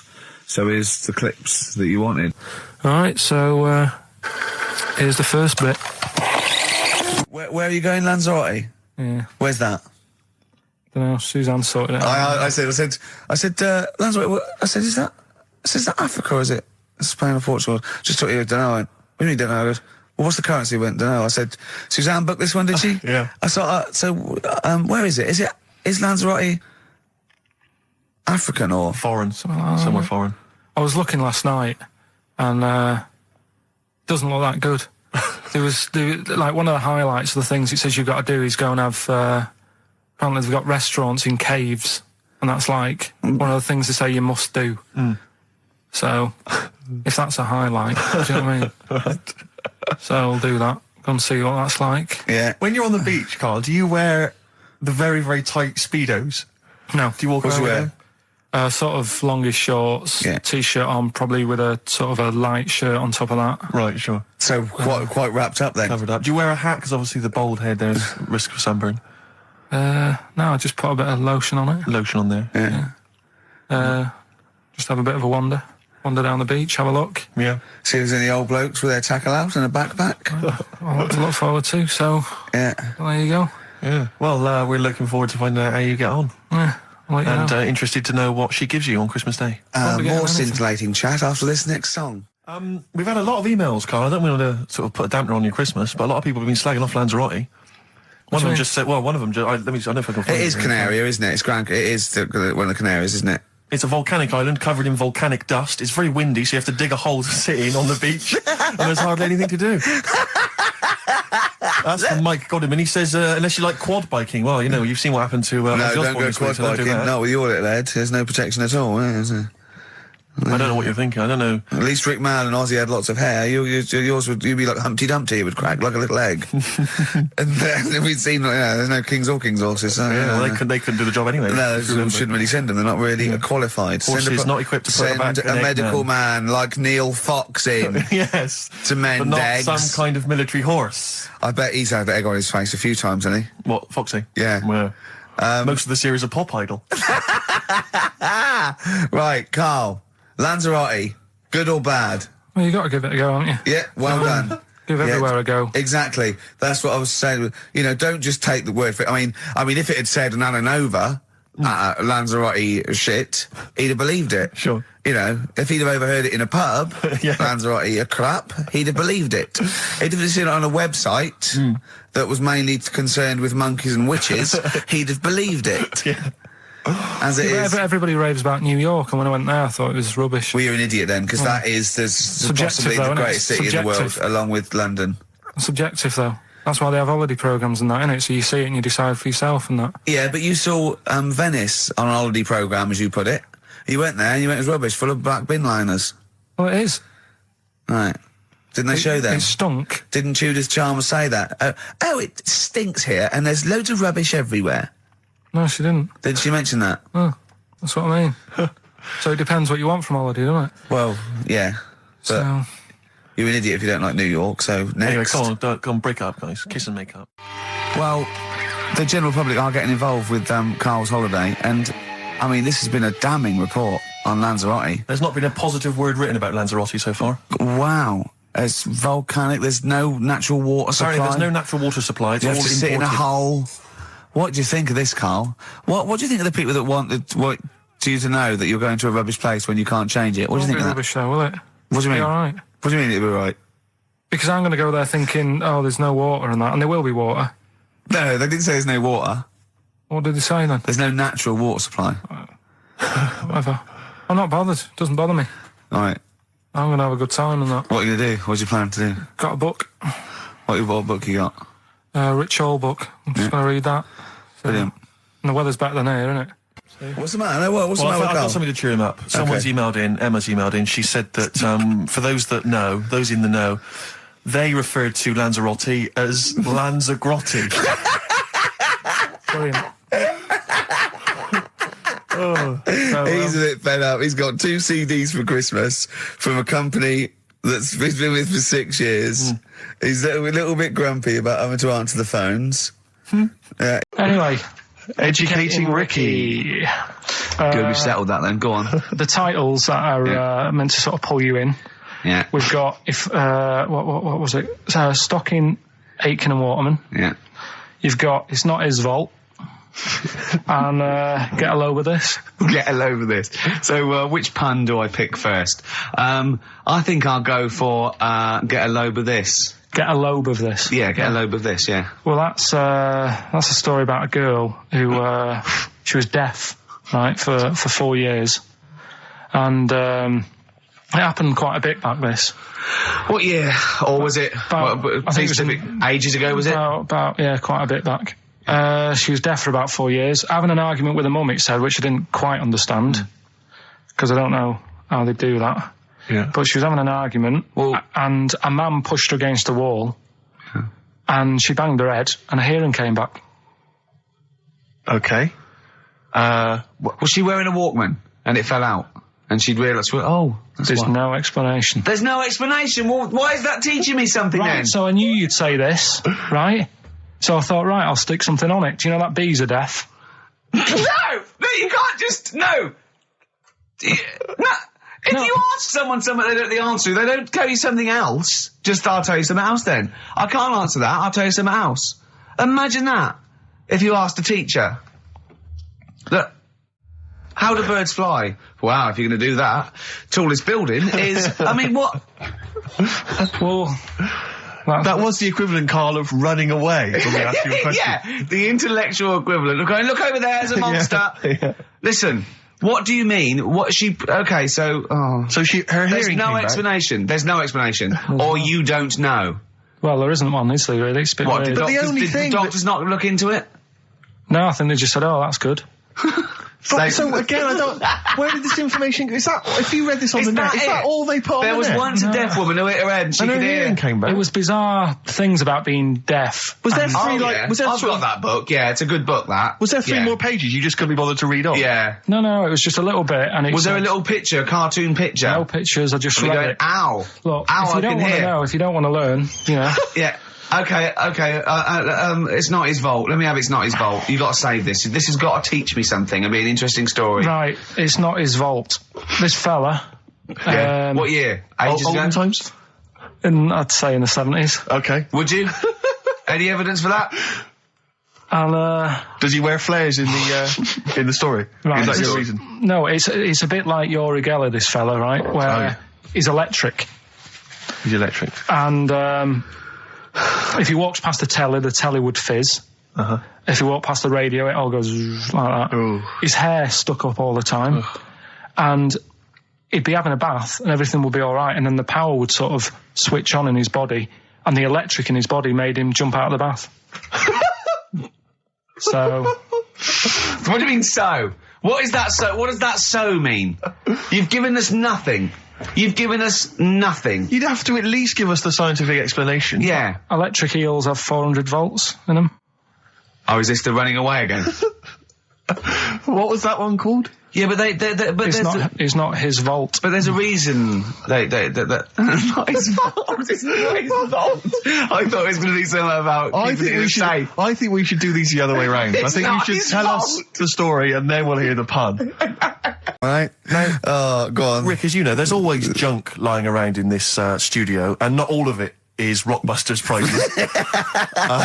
No. And there's I've just been flipping Some of through- it's the playlist. Yeah, exactly. And I was just flipping through an old copy of the Guardian Guide from last week. Sure. You know, the little listings thing. Yeah. And I don't know if people might have seen it. There was a documentary on this week about the transfer of British sitcoms to America. Yeah. And we did an interview for that because I'm remaking the show over in the States. I'm just flicking through and I noticed there's a little write-up about it here. And it says, blah, blah, blah, blah, blah, and it says, quoting me, it says, "We don't care if David Brent becomes a woman," burbles Steve Merchant, eyes bulging with imagined riches. No, my eyes bulge normally. That's not me being greedy. That's you know just that thing me. I did on it when I sort of like rub my fingers together and do that stupid Brent. People take that seriously. I know. Yeah. It's extraordinary. Oh, some people got it, but I think it was something in the paper the next day said Gervais's mannerisms could have been transferred as dollar signs. Well, I was doing it sarcastically. Exactly. I was doing it like that. I was pretending that I just cared about the money. Yeah. So, irony, you see, people say Americans don't get irony. Most people here don't get irony. Absolutely right. That's why they think this show's rubbish. Yeah, I know. We fooled them. Yeah. We've had the last laugh. We Exactly. think it's really good. Exactly. Carl, come on. Let's have some news. Let's do some proper radio. Have you? All your news comes from Ananover, doesn't it? What will Dr. Fox do about now at 2 o'clock? He'd do some amusing news. It's coming up for 2, and here is the news with Karl Pilkington. Well, like I said, it's just headlines and that. I don't bother reading on if I like the headline. And it's all from You get the Ananover, story. not from a newspaper or... It's not made up or anything. These are real okay then. Well, headlines, let's see. Okay, imagine Trevor McDonald doing this. These are real news headlines. Okay then. Wow, they're real to Karl. Okay, here we go. And here is the news with Karl Pilkington. Bong. Man hid in wardrobe to avoid work. Yeah, good. All right. Bong. Teenager gets stuck in washing machine. Bong. Dutchman has 2 right feet. Bong. Cow hit by train lands on farmer's wife.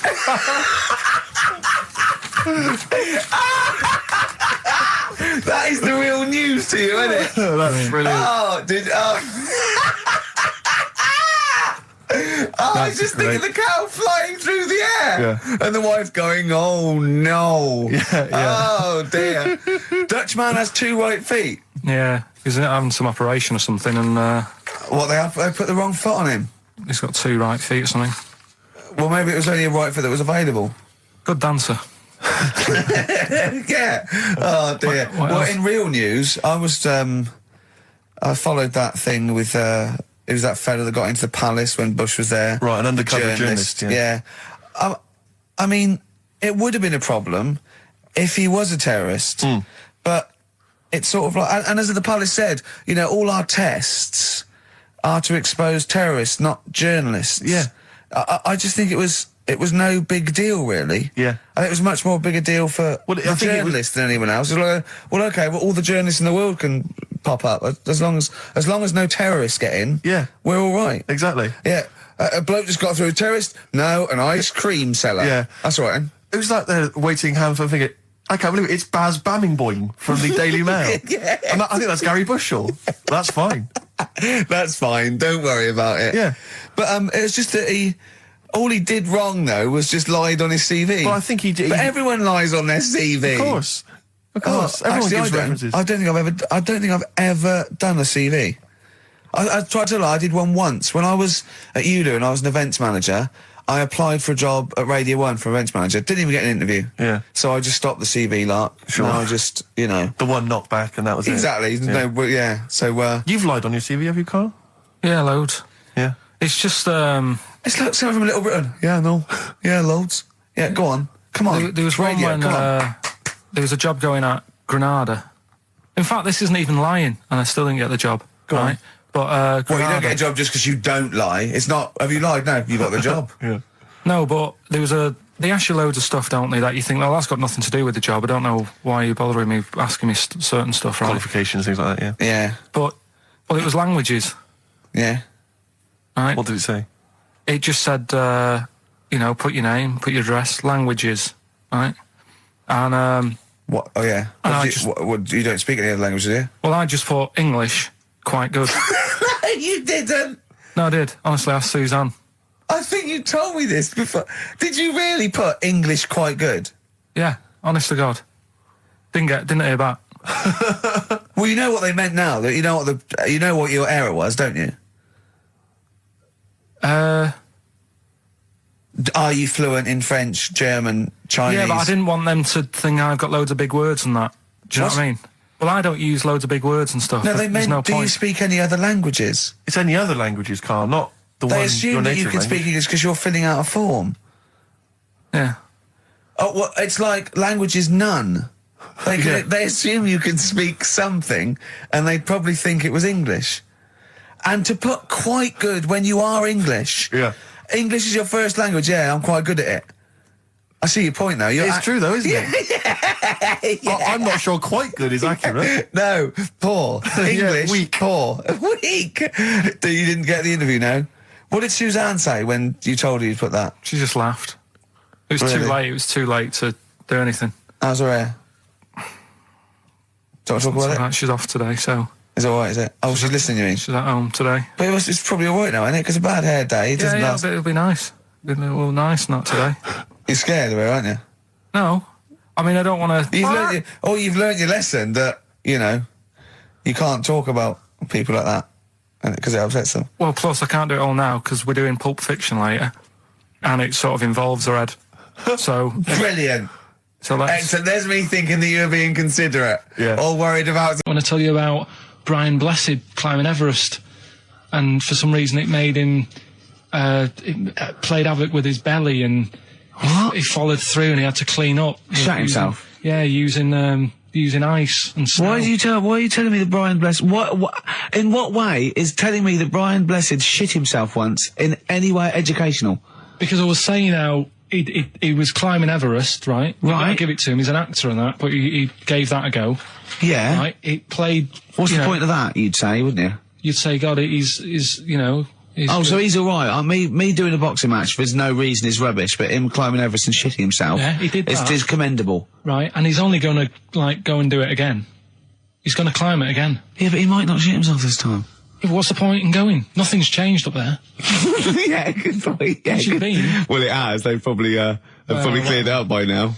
Like, but, it's slip on it. I can't even be bothered telling you this one, because... Come on! Just do it, or do it now! Steve, how are we doing? Look, no, never mind that. Look, just tell me what that means. Oh, he's a nuisance. Oh, this is so annoying, Carl. I'm going to go mental. Right, talk. Right, listen, I'm just putting this in here, right? Right, nuisance is a bit of a nuisance. Yeah. Apparently, the old fella who used to hang people... 1700s? Yeah. He used to be able to tell somebody's weight just by looking at them. Right? That's a bit of a bonus fact. We'll be the judge of that. The thing that I wanted to tell you is money for old rope. Do you know what I'm saying? I can't even be bothered. Yes, you're going to tell me now. Come on, Carl. Right, I mean it. Basically, money for old rope came from the... Right. What was all that about? You can tell someone's weight. What was all that for? Fact. And Blind Blessed shitting himself. What are you... What? Look at you... No, tell me... That now, you nearly made me swear then. I'm getting really annoyed. I'm getting really annoyed now. Tell me this back, Carl, or I'm going to go mental. Come on, Carl, time's running out. More that people, years ago, when people used to be hung, right? Right. If you didn't like the person who's been hung, you'd go, God, I really don't like him. And so you never forget the time. Because even if they're being hung, we take that as read. Yeah. So they never forget afterwards to get the hangman to get the rope and to cut it up into little pieces, and he'd sell them. He'd sell the little pieces of rope to people. See, Carl, that's the most interesting thing, if it's true, that you've come up with. Right, okay. And so so they sell the rope? They sell the rope, and it's money for old rope. Money for old rope? Meaning, like, you know, God, it's easy to make money, all they have to do is cut it up and sell it. I'm cynical. I'm not so convinced. So we'll move on to this next one, right, which is brilliant. Dead short story. So, right, old woman, about 70 years old. She's normally fit and healthy and stuff. Nothing wrong with her. She's having a good life. And one day she goes for a check to the doctors, just to check herself out because she's getting on a bit. He says, take your clothes off and that. So she does. And checks her out, says, yeah, you're looking good. Turn round. He said, oh, God. He said, you got a tumour on your buttock.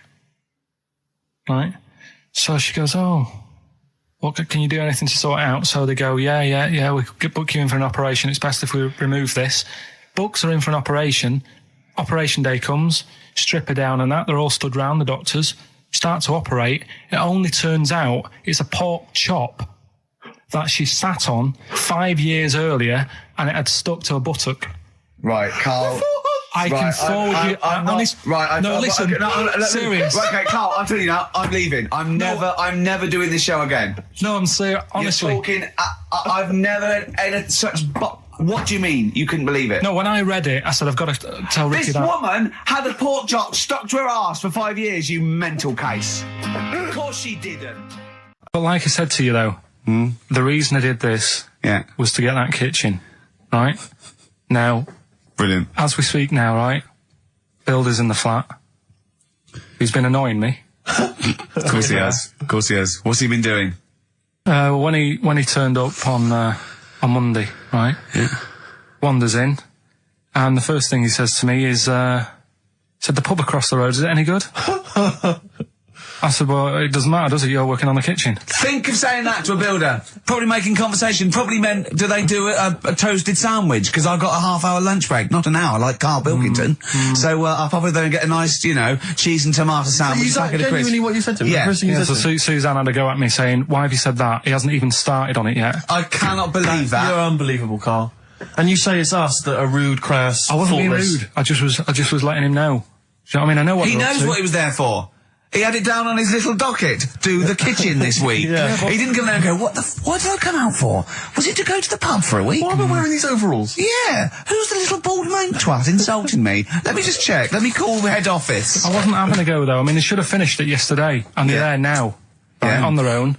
And what annoyed me is they turned up late today. Hold on, Karl, I've just realised something.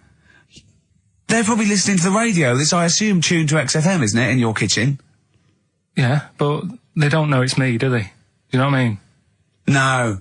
They'd go, he's got a whiny mank voice as well. So's the bloke who owns this place. And the bloke who owns this place, when I said, what's that pub like across the road, said, well, you won't be bothering that. He's working on this. No, he won't be able to put two and two together, will he? You've suddenly, the penny's dropped, doesn't it? You've suddenly realised. Look at his face! Yeah. He's suddenly realised they might know it's him. And they could be listening, and they're going to clean you out, mate. Oh, if you are the builder working in, where is it? I won't say the address, but it's Central London, isn't it? Go Yeah. mental. Have whatever you want. Opposite Seriously. that pub that you like, He'll probably be in there now, so he won't be listening. Oh, insulting You know what I mean? a That's a British further workman. He should have been just in go today. mental. He should have been at 8 this morning, Just which annoyed go me anyway. mental. Why? I really don't understand why they've got to start so early, right? Yeah. But he said he'd be there for 8, turned up at 9:30, right? Wanders in, and what annoys me is, he could have left all this downstairs. He had a paper under his arm, one of those crossword books, and a pot noodle. Now, I'm not being funny, but most of them take up quite a bit of time. A crossword book, he's not happy with just the one that's in the paper. If you're listening, if you are the builder that's listening now, doing Karl's flat, what about pissing in the laundry basket? Lonesome Day, Bruce Springsteen, on XFM 104.9. So, you've realised now that the builder could well be listening, knowing exactly who you're talking about. There's a chance of it. Do you know what I mean? Yeah. 'Cause I didn't think about it, but you're right, was tuned onto that.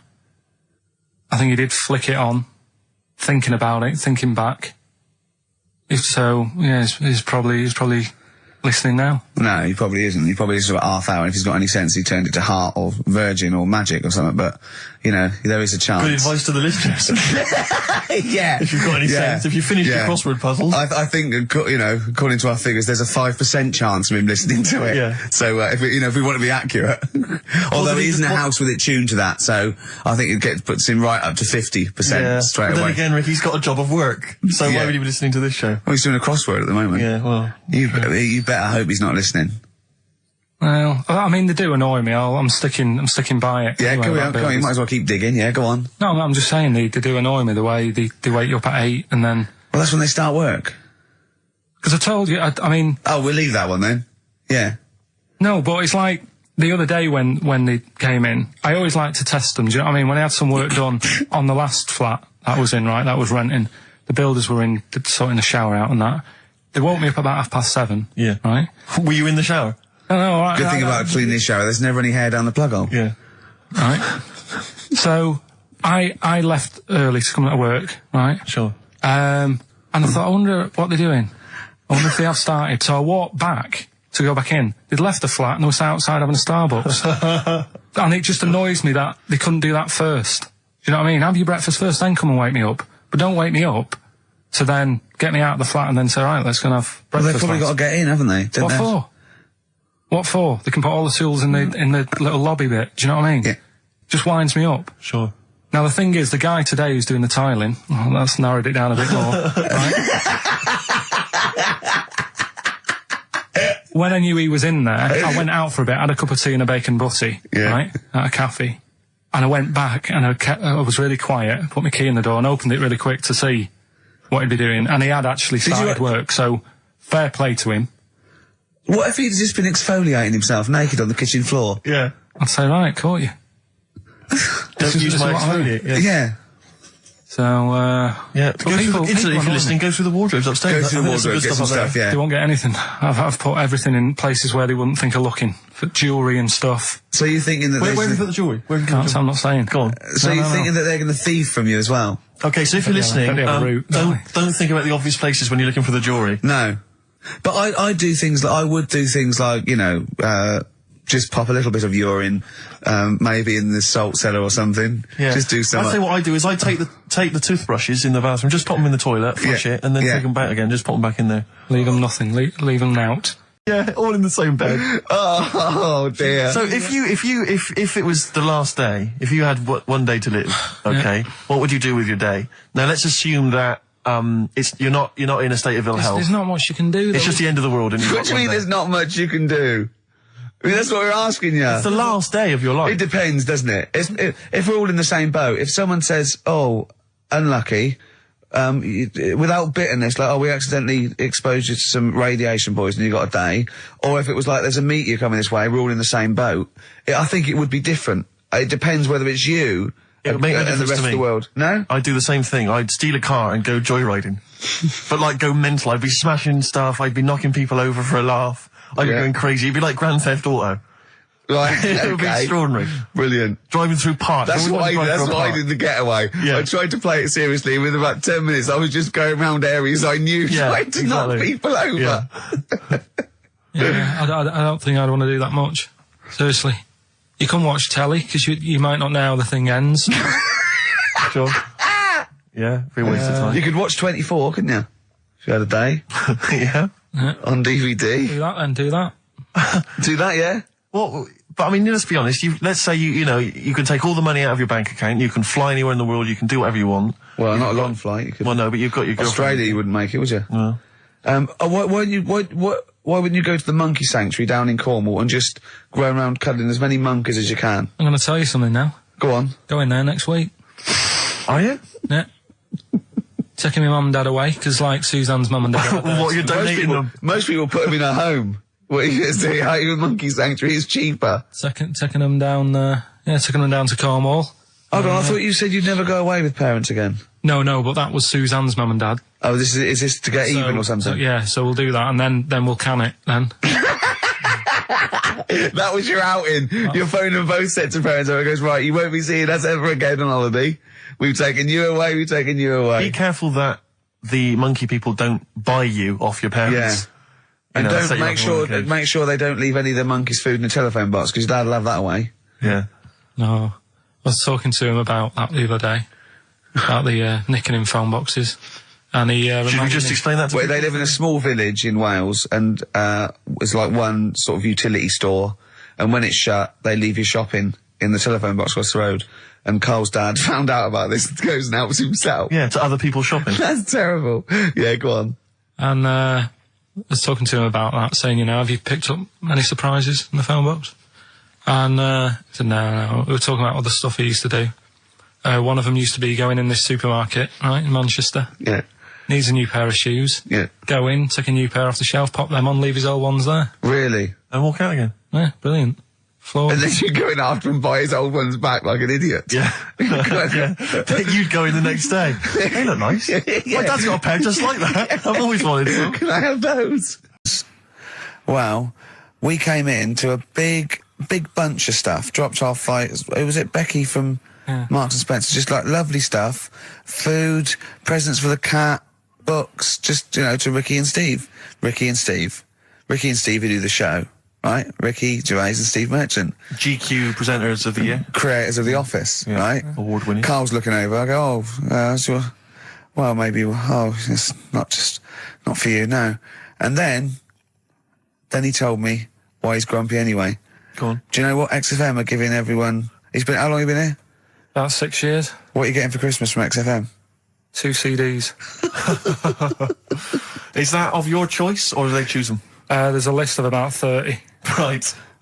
Tell them what List of you about chose. 30 CDs. I've gone for Kings of Leon album Yeah. and the Best of Bob Marley. Haven't we, like, given them away in the past or something? Or you could have burnt them off, couldn't you? You could have done copies. Illegal, but you could have done that. Anytime you wanted. I don't think Bob Marley minds if you bootleg his CDs. It's out of order, though, isn't it? It is bad. Although you Is do that get- always the case? Has it always been the truth of all the time you've been here? No, it has been better than this. Yeah, although you do get paid quite well and you do have an easier time. Yeah, but don't give me the CDs then. If it was a milkman, you don't go, oh, I have 2 bottles of semi-skimmed. Happy Christmas. Yeah. That is a valid point. Do you know what I mean? You complain. Who is it who made this decision? Oh, Is there's it- no point. No point, is there? Why? Just no point. I don't like moaning anyway, just... Has it come from up top? Is it like from the capital people? Just everyone. That's what everyone gets. Yeah. Yeah, but will Christian get 2 CDs for getting up at 4:30 every day for about 5 years? And keeping this station afloat. Probably. Yeah. So that's why I'm a bit fed up. What you listen to first, Marley or Leon? Well, they have a bit of Marley. I'll tell you what Marley's good for as well. You're going to have a little beach holiday, aren't you, over Christmas, going to Lanzarote? Listening to that on the beach, you'll realise how wise XFM are in the long run. You know, you go, well, look, they could have given me 400 quid, right? I'd have spent that. But this is, you know, the legend lives The gift on. that keeps on giving. So you're probably, you know what I mean? Think how much what you got to think of is how much all his great songs took, not only from the depth of his soul and, you know, all his sort of angst and knowledge and love, and then all the studio time, the marketing, and they're just giving you one like that. They go, don't worry about that, Karl, just have it. And you go, what? But all the time we spent with Bob Marley and everything. You know, have it, Karl, have it, Karl. And Practice. Yeah, have that. Thanks, well done. Carry on. We're still going to pay you for the work. Yeah. That's just something on top. Here's a little piece of Bob, free. Yeah, so don't moan, it's extra. So, they didn't have to give you it at all. Play a record, you ungrateful little swine. Some people, like the homeless, aren't getting anything this Christmas. This is my Except for favourite chill. Elvis Costello track of all time. It's Alison. This wasn't on the list. Right. What? Ricky and Steve are here. Karl Pilkington is away today, so Mr. Ian Campfield. Stop it! This is my signing off link. Right, look, I'm running into your show now and it's your fault. Mr. Ian Campfield's with Ricky and Steve today.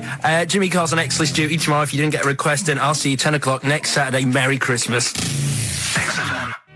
Comfort and Sound by Feeder on XFM 104.9. I'm Ricky Gervais. With me, Stephen Merchant. Hello there. But no Karl Pilkington. No He's Karl. in Lanzarote. Lanzarote, But as we we have speak. got a very, very special stand-in. It's Camfield. Say hello. I'm so excited to be here. It's Yeah. been, you know, the things I've learned in the last 10 minutes before we've even gone on air. Like, you Yeah. don't have a theme tune. I don't have a That's theme the- tune. I don't wear headphones. Exactly. Ian wears headphones with a preamp. He's got 3 midgets just brought in his back line. Yeah. Right? They're called Dog, Mongo and Blitzkrieg. Look, Blitzkrieg is up there. They're eating a banana. Yeah. He is the king of rock, the new king of rock. Well, The prince, he's the prince of rock. Obviously, Vance is the king of rock. But we'll be doing that. We're working out who. Over this, and by the way, Camfield, I don't want the Ian Camfield that does XFM and going, and this fast approaching 123, here's Ash. I want the Camfield that goes, I snorted ants with Lemmy. Okay? So, we want the real Camfield.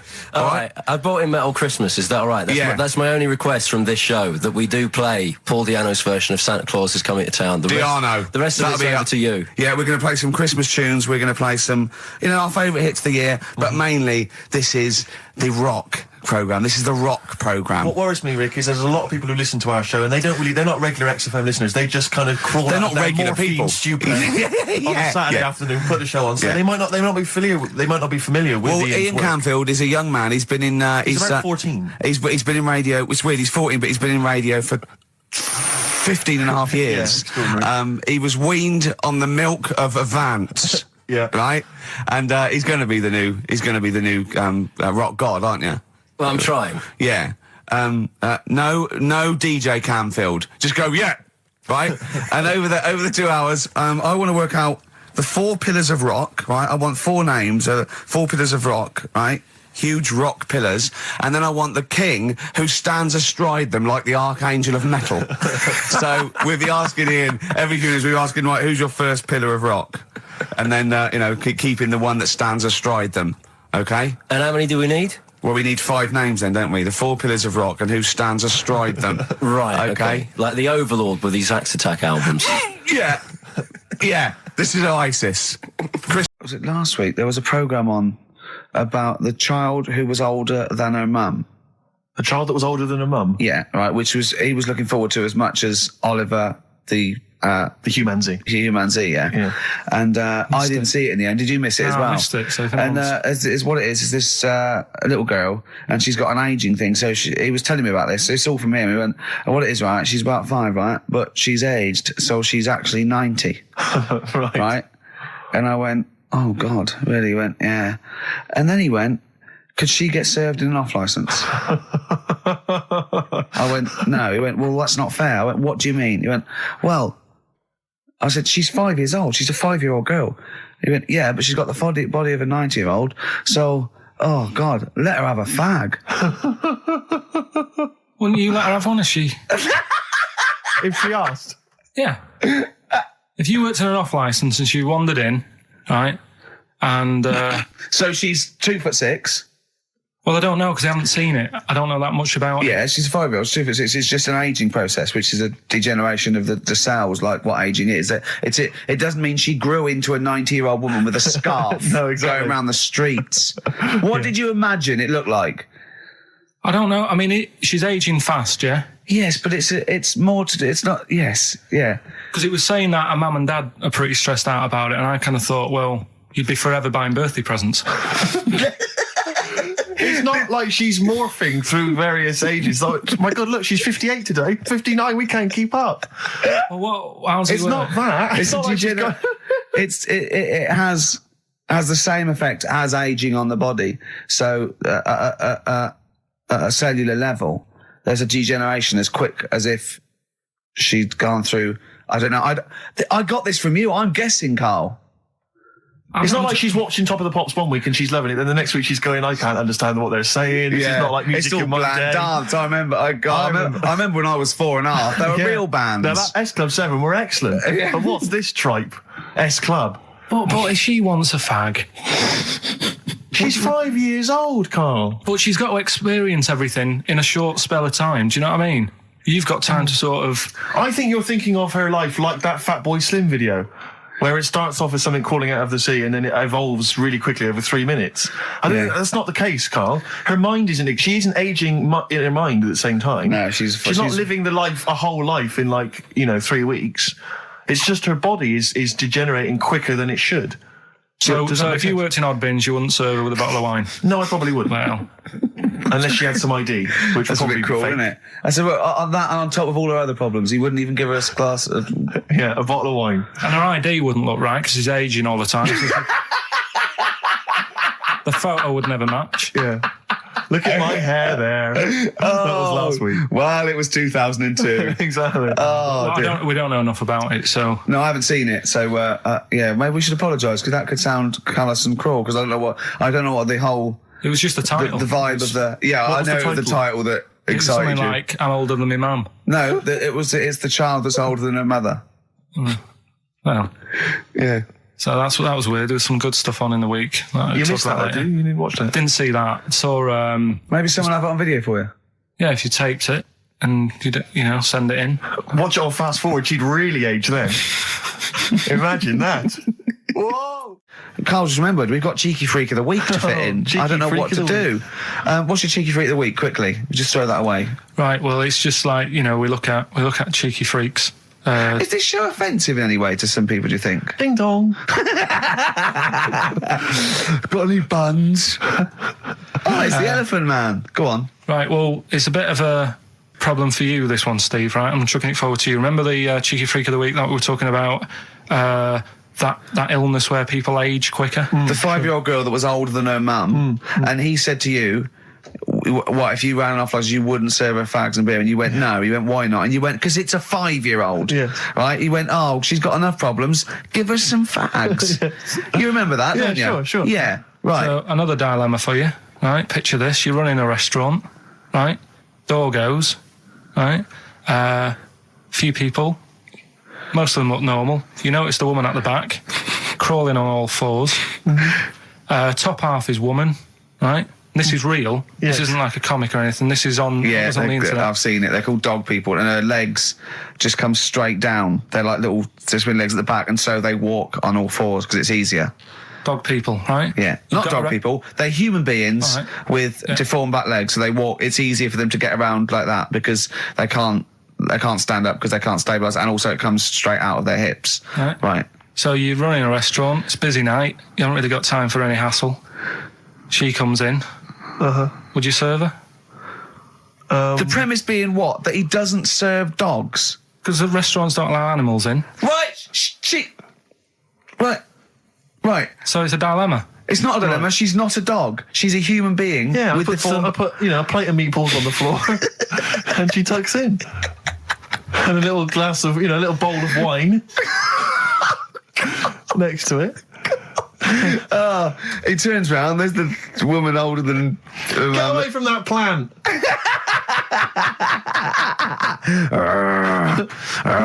Is service included? Oh, dear.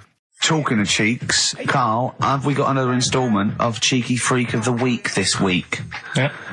When you were away, Karl, we worked out if it's 1 in 10 people are sort of like gay in some way, with 1 billion Chinese people, there's 100,000 little gay, lesbian Chinese fellas of some sort. What do you think of that? What do you mean? Well, I think so it's some sort of form of gayosity, whatever it's called, is sort of like 1 in 10, right? 1 in 10 people are gay, apparently. Right.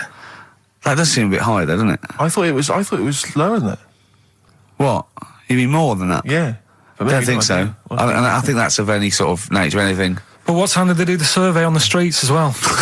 Because, they go out late, so if they're doing the survey sort of around lunchtime, forget it, they're not going to get any. Sure. Yeah. You know what I mean? They're all asleep. But if they're out at, say, 1 in the morning... Well... It's going to be higher, isn't it? Yeah. Well, the thing is, Karl's favourite song, The Killing of Georgie.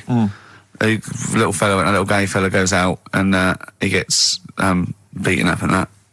Karl went, yeah, but would it have happened if he'd have been going out at a decent time? True. But clearly in the lyric it says Georgie left the theatre before the final curtain fell. Yeah. Now, theatre's finished about 10:30. Yeah. So even giving him half hour, I reckon it was only about 11 o'clock. So you're talking rubbish there. Are you sure that wasn't his curtains in his flat and he's closing them before he goes out? No, he was at the theatre. But I'll tell you what, I just realised something.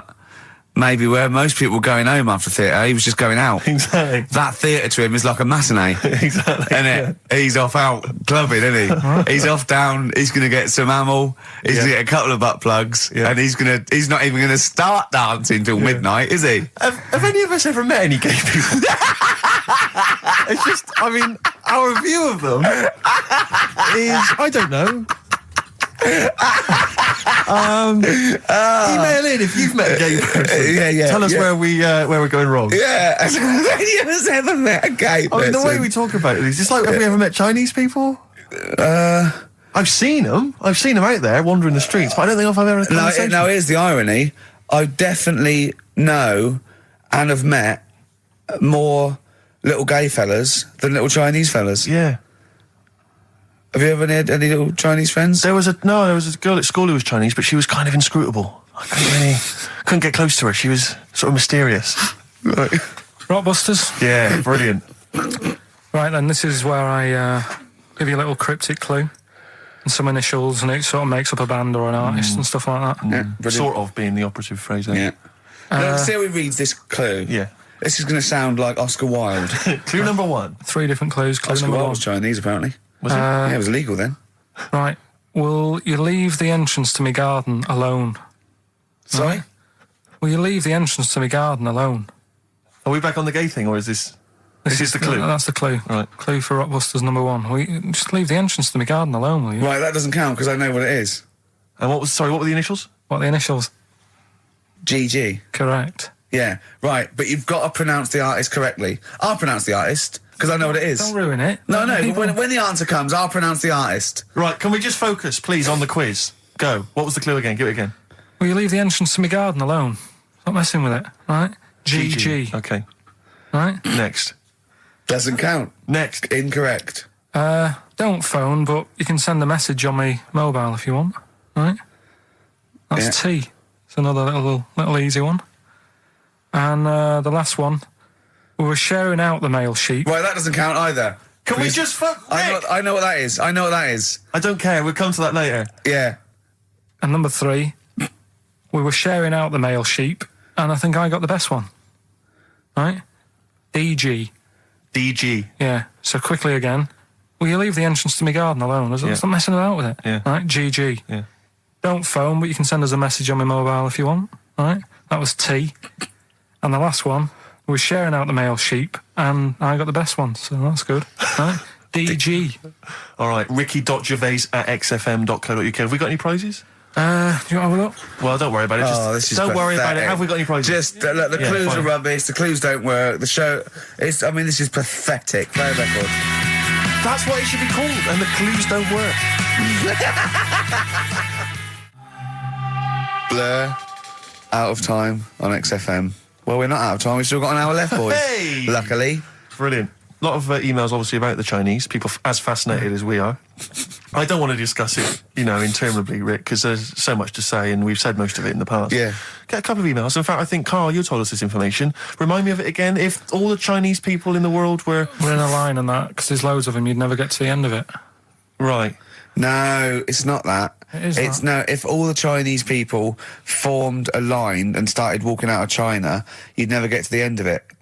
That's what I just said. No, it's because, though, they'd be having babies. You know what I mean? Still, it'd be adding to it all the time, wouldn't you? But would they be walking and shagging and having babies as they're walking out? Yeah, that is.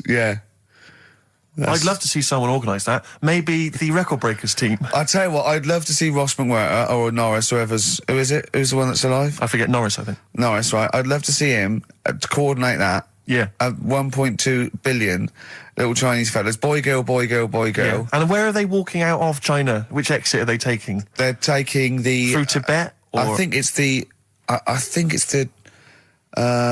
Gate 9 Slip Road, the M43, right. to St. Petersburg, right? And they go, and walking, and shagging. Yeah, exactly. Yeah. Because some presumably are dying as they're leaving. No, but they live to 120. That's true. So they claim. So, well, we know Karl's theory on that. Do you want to just tell new listeners your theory about when all these Chinese people get the records for oldest people in the world? Come on, what's your theory, Karl? Leave it. Karl, just that they're probably lying. Why? That's all. Because a lot of them don't age that well. Some of them do. A lot of them don't, and they always look older than they are. I read the other day, right? Do you know the one who was the oldest woman in the world, right? Chinese woman, right? The way she did it, it was...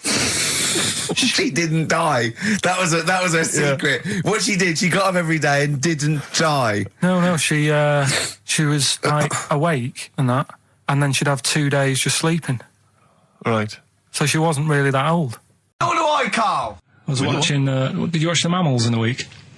No, David Attenborough. No. I was thinking actually, right, all this MTV stuff. If there's one reason why I'd like to do it, is I was watching Attenborough, the Mammals programme. I reckon I could do something like that. Right. And just have like me instead of Attenborough, like a young sort of fresh person. Yeah. Watching like certain animals and saying, "Do we need these?" Do you know what I mean? Yeah. Oh, God! What's going to Death on Earth? Well, that's amazing! Do we need these? And, because there's loads of and stuff. the audience at home would vote. Would there be some kind of telephone like a vote? vote out system. Oh, the thing is like, it's something interesting that Attenborough was saying the other night on on Jonathan Ross's show, on his telly show, right? He was saying, he said you could take all the humans off the Earth and it would carry on. but take like some animals off it, mammals and that, you got problems on your hands. I thought that was quite interesting. Yeah. So it's like the question is, do we need these? Is that part of the big thing? Right. Like jellyfish. Yeah. We've talked about jellyfish. Yeah. Yeah. So which mammals in particular were You you talked about watching that that you Zoe Ball thought- show, haven't you? Hey? Which mammals were you thinking we don't need when you watched the show the other night? Any in particular that you thought they don't need them? They're not of interest. Well, I like whales, but I don't know what they do. And they're taking up quite a lot of room. Sure. But stuff like Yeah. but like jellyfish, I looked into because Yeah, you know well, I was I know you talking don't about them, and they were saying they've got no eyes, no heart. There's something like 97% water. Yeah. They're blind, and they do about 33 miles a day. Right. So it's like, do we need them? Could we clear them out? Yeah. Well, the big net. That would be the programme. What? Right, we'll get rid of them. Next week we'll be looking at Rhinos. I think it's genius. Honestly, I think it's genius. And like going along, sort of like picking up sea anemones and going and just lobbing them into the sea. Well, what do you think about MTV doing that? And then I just, in between the bits, Play music videos? I play music related relates to to it. fish, so I could play like Fish, Yeah. that rock guy, or the animals, Rock lobster. yeah, or what else could This I get could in run there? and run. What other songs have got animals in them? The Well, monkeys, could play the monkeys. Yeah, there's about 1 million, so let's not start this. No, but do you know what I mean? So do we need this? So MTV flies you around the world And to you- the most incredible exotic locations. You sort of climb up a tree or whatever next to, I don't know what lives up a tree, some kind of rare parrot. You say, look at Sloth. that, it's colourful, Sloth. it's interesting. Oh, you like sloths, don't you? No, they just live up trees, but I'd say, do we need them? Why? Well, what do they do? What do you mean? What do they do? What do you want from an animal? Carpentry. What do you want? I don't like scorpions, right? Right. But then I found out they look after those monkey things. They're not monkeys, they're Whatever. lizards. Well, all right, yeah, then lizards. They look after the lizards. So there's a reason. But do you need the lizard? Could be your Well, next yeah, question. because the local people made shoes out of them. But not when the scorpion protected them, they didn't.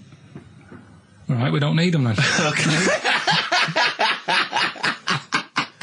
So, and so ultimately, would anyone decide? I mean, do the animals kind of get a chance to mount a case for their survival? I mean, is there maybe someone that comes into their corner and sort of defends them? I'd have like a David Attenborough type character who says, Right. well, they do this, and I'll go, yeah, but do we need that doing? Yeah. Yeah. Okay. So, Yeah. so what does an animal need to do in order for you to feel that it sort of gets a chance of life? I mean, like a pet, like an animal, like a dog maybe, or a cat. I mean, they give a certain affection to its owner. Is that a valid reason to survive? Not particularly for you. Not really. No, okay. I've been saying that though. Blind people use dogs, so they are useful. So dogs are useful. Farmers Saint Bernards, use they dogs. often save people, don't they, in Yeah. snowy weather? Cats. I'd have to think about it. Okay. Keep the mice down. Yeah, but you got rent a kill. So Okay. what I'm saying is something that will affect the world. Right. I think you'll find everything does. Except Karl. I'm not sure what effect he's having on the world. I'll tell you what though, Steve, right? Did you watch the mammals? I'm saying let people enjoy the life they've got left. No, you're not. You're saying don't put them in hospital, leave them at home to die. No, I'm not. Give them a Rubik's Cube and let them die. I'll tell That's what you're saying. Yeah, I'll tell you something now, right? Steve, Right. I'll tell you something. I didn't want to do it because it brings the show down, but she did die. Who, the blue-handed lady? Yeah. How do you know? Because I said to my dad, how's the woman next door? She said, oh, she went last night. They've got an old fella in there now. God. So, there you go. So, wouldn't it have been better to leave her at home where her friends and family can call and speak to her, even nip that round if they want, you know, with a cat, I imagine. No, it's definitely a cat now. What was that cat's called that you imagine? Probably, I'm seeing like a big ginger one, so I don't know, something like, I don't know, maybe ginger or whatever. Maybe I'd a budgie. But that's what I'm saying, just let him enjoy his life, because dying in hospital, I wouldn't like to do it. If I went to the doctors and they said, you haven't got long life left, I'd say, well, I'll stay at home. Yeah. And that's the point I'm getting at. Yeah. Right? If you can't do anything for them, let them enjoy the life. Yeah, a Rubik's Cube. Right. Well, I remember, I think all kids go through a phase of shoplifting. Well. And when I was going through it, I used to just little things, just like magic markers and magazines, Mars bars, that sort of thing. Yeah. And one day, right, my mate, Anthony, his mum called up my mum and said, I've got to meet up with you. I've got to have a word with you. And she said, what about? She said, I don't want to talk about it over the phone. So she goes, oh, right. Well, yeah, come round tonight then. So anyway, my mum sees me, she don't want to be in an awkward position and, like, be a bit embarrassed and what have you. So she sees me and she goes, right, Anthony's mum's coming round. What have you been doing? Yeah. So I go, oh, God. I said, I've been nicking stuff. So she goes, like, what? So, not big stuff. I've had a few calculators and Mars bars and stuff. How many? I'll just work it out. Hold on. Works out at 7.2 per day. So, how many calculators do you need? So it was when that phase. You failed maths, didn't you? Everyone wanted a calculator. It was like a trendy thing, wasn't it? Right. Oh, yeah. In Manchester a couple of years ago, yeah. So anyway, so I told her all this and I confessed to, like... Computers will make it there one day. I confessed to... There's magic in the back of battery. Go on. Confessed to nicking all this stuff. She comes round, she only wanted to borrow some money. Brilliant. She said, oh, I don't like asking. I was a bit embarrassed to ask you over the phone, but can I borrow 20 quid? Oh, that's fantastic. And there's me. That's great. And it's similar sort of thing to yours. And did you... And he went, hold on, I'm noticing you work out the interest on that. Bank 10%. She'll owe you £4.40. Yeah. Oh, dear. So your mum was a loan shark. yeah. And did she mention She that went, you've been nicking stuff with that other? Because what I'm saying is, presumably you got your mate in trouble. No. Right, you know, That's great. Anyway, Some of the educating Ricky I've got for you today is on the similar lines. right. Oh, you've got to be impressed by that. You've got to be impressed by that's that. pretty good. I mean, I'm interested to see, what they do. What they do with what the crab developments are. But yeah, no, that's pretty good. Yeah. But I mean, amazing. Yeah. Amazing. Well, just digest that information, because that's not even the most impressive one we found. I think it is. I suppose it's pretty impressive, but the next one's maybe more shocking. Okay, right. But let's play a tune, and Ricky's got another extraordinary clip. Have you actually punched anyone yet? Have you actually? No, I've punched- I've punched pads and I've punched the bag and I've sort of sparred and that. I know you're going to get a chance to punch Well, as someone. I suspected, my punching power was alright, but my fitness is, it felt like I was smoking. Yeah. But there's, bits of lung that haven't had oxygen in them for 20 years. Yeah. And it's ridiculous. And also because it's not only it's being filmed, but there's other fighters there that are ridiculous. They're like machines, right? And it's that thing I can go, right, I can come out on top, but die now of a heart attack, but never give up. Or I can sit down and go, I'm sorry, I feel ill. And I chose that one, and of course they took the mick. Well, of course. But I mean, soon, as I said, I haven't got the respect yet of the boxing fraternity, but And how long have you got then before? 4 weeks. Okay, so Yeah. and do they think that they can turn you around health-wise in that time? No, Or they're you being gonna be coming out on a realistic. Zimmer No, frame they're going during the fight? to, they're going to teach me the basics and see how it goes, Right. But I mean, And each round is 4 seconds, is that right? yeah, 2 4-second rounds. with a 2-hour break in between each one. Sit-down meal. So, give the number. I want serious suggestions of my fighting name. Nothing insulting. So what we can actually use. Well, let's give out on the email. BBC. That's always the easiest. Yeah, exactly, Ricky.gervais@xfm.co.uk. What's the number, Karl? 08700 800 1234. And it doesn't have to be in the middle. It could be at the beginning, like the Rage. Okay, Ricky the Rage. Ricky the Survivor. Hits. Sure. Ricky the Man. Play a record. Big It was a favourite good of day, ours. yeah. Ice Cube talks to me about my life. In the pub. yeah. A couple of emails are already coming in. They're flooding in, Rick, Yeah. inevitably, as boxing name suggestions for you. This is one from Matt, I think. He's given a couple, actually. Ricky the Pudding Gervais. Ricky Big Mac Gervais. There's a theme here. Ricky Pasty Gervais. The Pasty. I quite like the Pasty. Here comes great, the isn't it? Pasty. As Karl said, he said the thing is, if you have a really good nickname, it's embarrassing when you lose. Whereas if you just call yourself, it's not so embarrassing when you lose. Karl, this is doing so good for my ego. Do you know what I mean? If you have like Killer Gervais. Yeah, and then you end up like vomiting, choking on your own vomit upside down, hanging out the ring. What happens if you win? Do you have to do something? Whereas there goes the Pasty being stretchered off in the first 2 minutes. Yeah, Not such a problem. There he is, being lightly basted, and chucked down a mine. What do you mean? What do I have to do?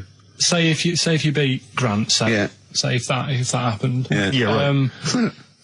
What happens next? What do you mean? What happens then? What do you think? Oh, this is a contention fight for the big one. But do they? Well, then we make Ricky 2. No, but do you know if they're planning on making more money? Because it's for comic relief, isn't it? So what happens on the night? No, it's for a charity of our Comic choice. relief would make sense. Yeah, Well, yeah. Whatever, right. Yeah, it was last time. I think that was last time. Is it sport relief? It's not sports It was relief. last time, Oh, right. yeah, but this is, I think this is a programme where And how do you make money for charity from this? Do we pay to sort of, for how many punches to the head you're going to take? Or No, I just how think... long you're going to last? I assume the BBC donate money, or someone, or a sponsor or whatever, I don't know, just donate money. Because it's actually a programme, this is more about a programme with a charity angle. So, yeah. So as if you get, like, killed, there's more money and food to go around. Maybe. But no, I mean, the thing is, what's the next step? Because if they go like, right, yeah, well done, you've won, thank you very much. Well, Carl, what do you expect? That it's winner stays on?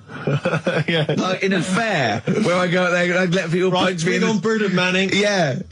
And then my twin gets up. Yeah. It's just it's a programme. He's not going to turn pro. It's like faking it. Yeah, but what's the point if it's not going to go anywhere? Well, Sorry, him fighting Grant Bovey in a ring is not entertainment enough. yeah, what's the matter with you, Carl? Man's going to get his face pummeled in. That's Coldplay, The Scientist on XFM 104.9. Right, competition, isn't it? no, it's Educating Ricky Part 2. Oh, is it? Yep. I wasn't even listening. He's doing all the work, I wasn't even listening. Oh, and he spilled some water down that. Right, what's this one again then? Right. What's the teaser headline? Teaser headline is, What's Tomato with You? Brilliant. Yeah? Go on in. How excited were you when you came up with that? You couldn't wait to come in and tell us, could you? I think it's a good one because you won't forget it now, will you? I mean, like the worm one. What's so special about the worm? A lot of people think that if you cut a worm in half, two worms will grow, but no. What happens is if you cut the head end slightly nearer the tail than the head, the tail will die, but the worm with the head will be okay. So, it's exploded a myth, and it taught me something. Right, so the second one, part 2 of Educating Ricky. What's Tomato with You? Yeah. What this one's about is, ages ago... This is scientific. There's never a date. There's never a country, a location. Okay, settle down, children. This is A-level history. Right. Once upon a time. Yeah. When a mental place with swords was a king. Forget his name, but he was a loony. And it was literally ages ago. Yeah. So, good luck in the exam. Yeah. Right. So, all right, many years ago. Oh, yeah. Cleared that up. Go on. They thought tomatoes were poisonous. Right? Okay. Because what Hold on, are they going to be proved wrong at the end of this story? Well, because I don't want to give away the ending, but is it something to do with are they poisonous tomatoes? No. Oh, you're having a laugh. I don't believe it. Go on. They could have been eating tomatoes all this time. Oh, Steve, what's tomato with you anyway? Okay, so think a minute. What's Let's just tomato with recap quickly. Many years ago, when people thought tomatoes were poisonous. Yeah. Go on, yeah.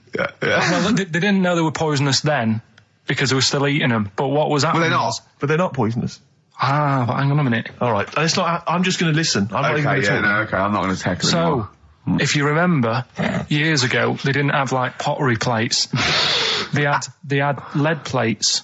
Right? What are you talking? Just let him talk. Sorry, what year is this? Let him talk. Come on. Plates made out of lead, and what they'd end up doing, they'd say, right, do you want a tomato? And they'd go, yeah, all right. And they'd put the tomato on the lead plate and cut it.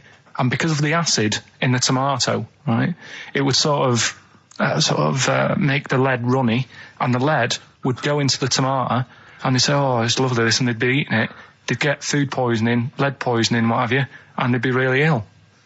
So they thought tomatoes were poisonous, so they didn't eat them for many years. And when you say they, do you mean the people of Narnia? Yeah, this didn't happen. Where was this happening? Sort of in Britain and that. You put him on the spot there. Oh, I hope there's no uppity pupils at this school when they go, what do you mean, sir? Oh, if you're going to... Oh, I'm fed up with you. Do you understand? No. So the No, you've got... No, right, okay, first of all, Carl, where'd you get this information from? Where 14 did I get times that? as well? Do you know... You can't remember? I don't know where I got that from. I don't know where I got it from. But why don't you think that makes sense? But what? Someone once got lead poisoning from a tomato? Not just one, loads, and then all of a sudden... No. Why is this educating me? Because I'm telling you that tomatoes, I can't take anything away from this. I don't know what to take away from this. What have I learned? What have I learned? Don't mix lead with tomatoes. Why is this educational in any shape or form? What are you telling me? A long time ago in the land of Glunk, right, where the ninnies did slib, right, they thought tomatoes were poisonous because they ate plates of lead. What are you talking about? Yeah, but we all know tomatoes aren't poisonous. Is that what we're taking from the story? Is that the moral of the story? Don't believe these people that I'd never heard of before. What are you talking about, Karl? I think it's a bit weird. It's a bit weird, yeah. It's the same people that were spreading those malicious worm rumours. My hangover's coming back. I'm a little bit concerned about your toilet discussion. What exactly is your point again? I was just a bit bemused. You see, it's a tricky one. All I'm saying is, right, there I was at the pub quiz. I go to the toilet, not thinking about anything. I try to go, right, there's a little gay fella next to me. I love this little gay fella. Now, the weird thing is, there's nothing stopping him having a little glance, right, because he's allowed in the fella's toilet. Yeah. Now, I'm not allowed to go into the woman's toilet and have a little look round. Right. So all I'm saying is, should they have another toilet area? What, for gay people? Yeah. And so this would be gay men and lesbians? Is that going to complicate things? Well, I mean, I can only assume. I mean, to what point? I'll ask you a question, right? If you're intimidated, that's a shame. But you know, most gay men aren't looking at your knob. You know that? What do you mean? I can only say that 99.9% of gay men who use a urinal standing next to what they assume is a heterosexual man aren't looking at his knob. And what they're doing then? They're emptying their bladder. No, but the thing is, I can't talk politics, Karl. You're saying, like, you know, about would you have one toilet for lesbian women and gay fellas, right? What does that mean? Would it be mixed? Would it just be? Would it have a man on one? That's heterosexual man. One little picture of a woman, and then what? What would the little icon be? A man and a woman. A man and a woman. Just having a chat. Yeah. In pink and dot lines. But you couldn't mix them, because then what would happen is you'd get people who are going, oh, I'll play up to this a bit. What, pretend to be gay? And yeah, you know, sort of grow a moustache and shave their head. And pretend to be a lesbian. Right. Yeah. So I see. So you know, people pretending to be gay so they could go in and have a look at the lesbians. Yeah. Right. So that would mean that we need 4 cubicles now, would we? Yeah. No, this is fine. 4 cubicles. So every pub now. How many toilets do we need? Every pub's now got 4 toilets. Oh, Karl, bisexuals. Yeah. Now, interesting. Bisexuals. How many toilets do we need now? Call the council. Do you use any? Huh? No. No, because they're interested in everything, aren't they? Because the little bisexual fella will be looking at your knob. Right. With them, what you do, you just have a door, you open it, and there's one urinal there, so you can't get a queue.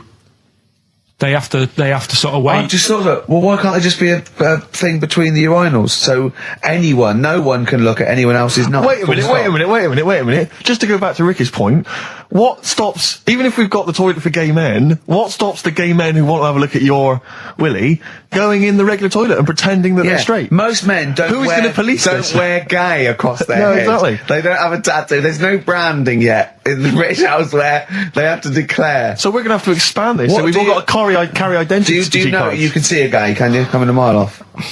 No? No, I'll just hold it in next time. No. Can you tell gay men? Do you know a gay man?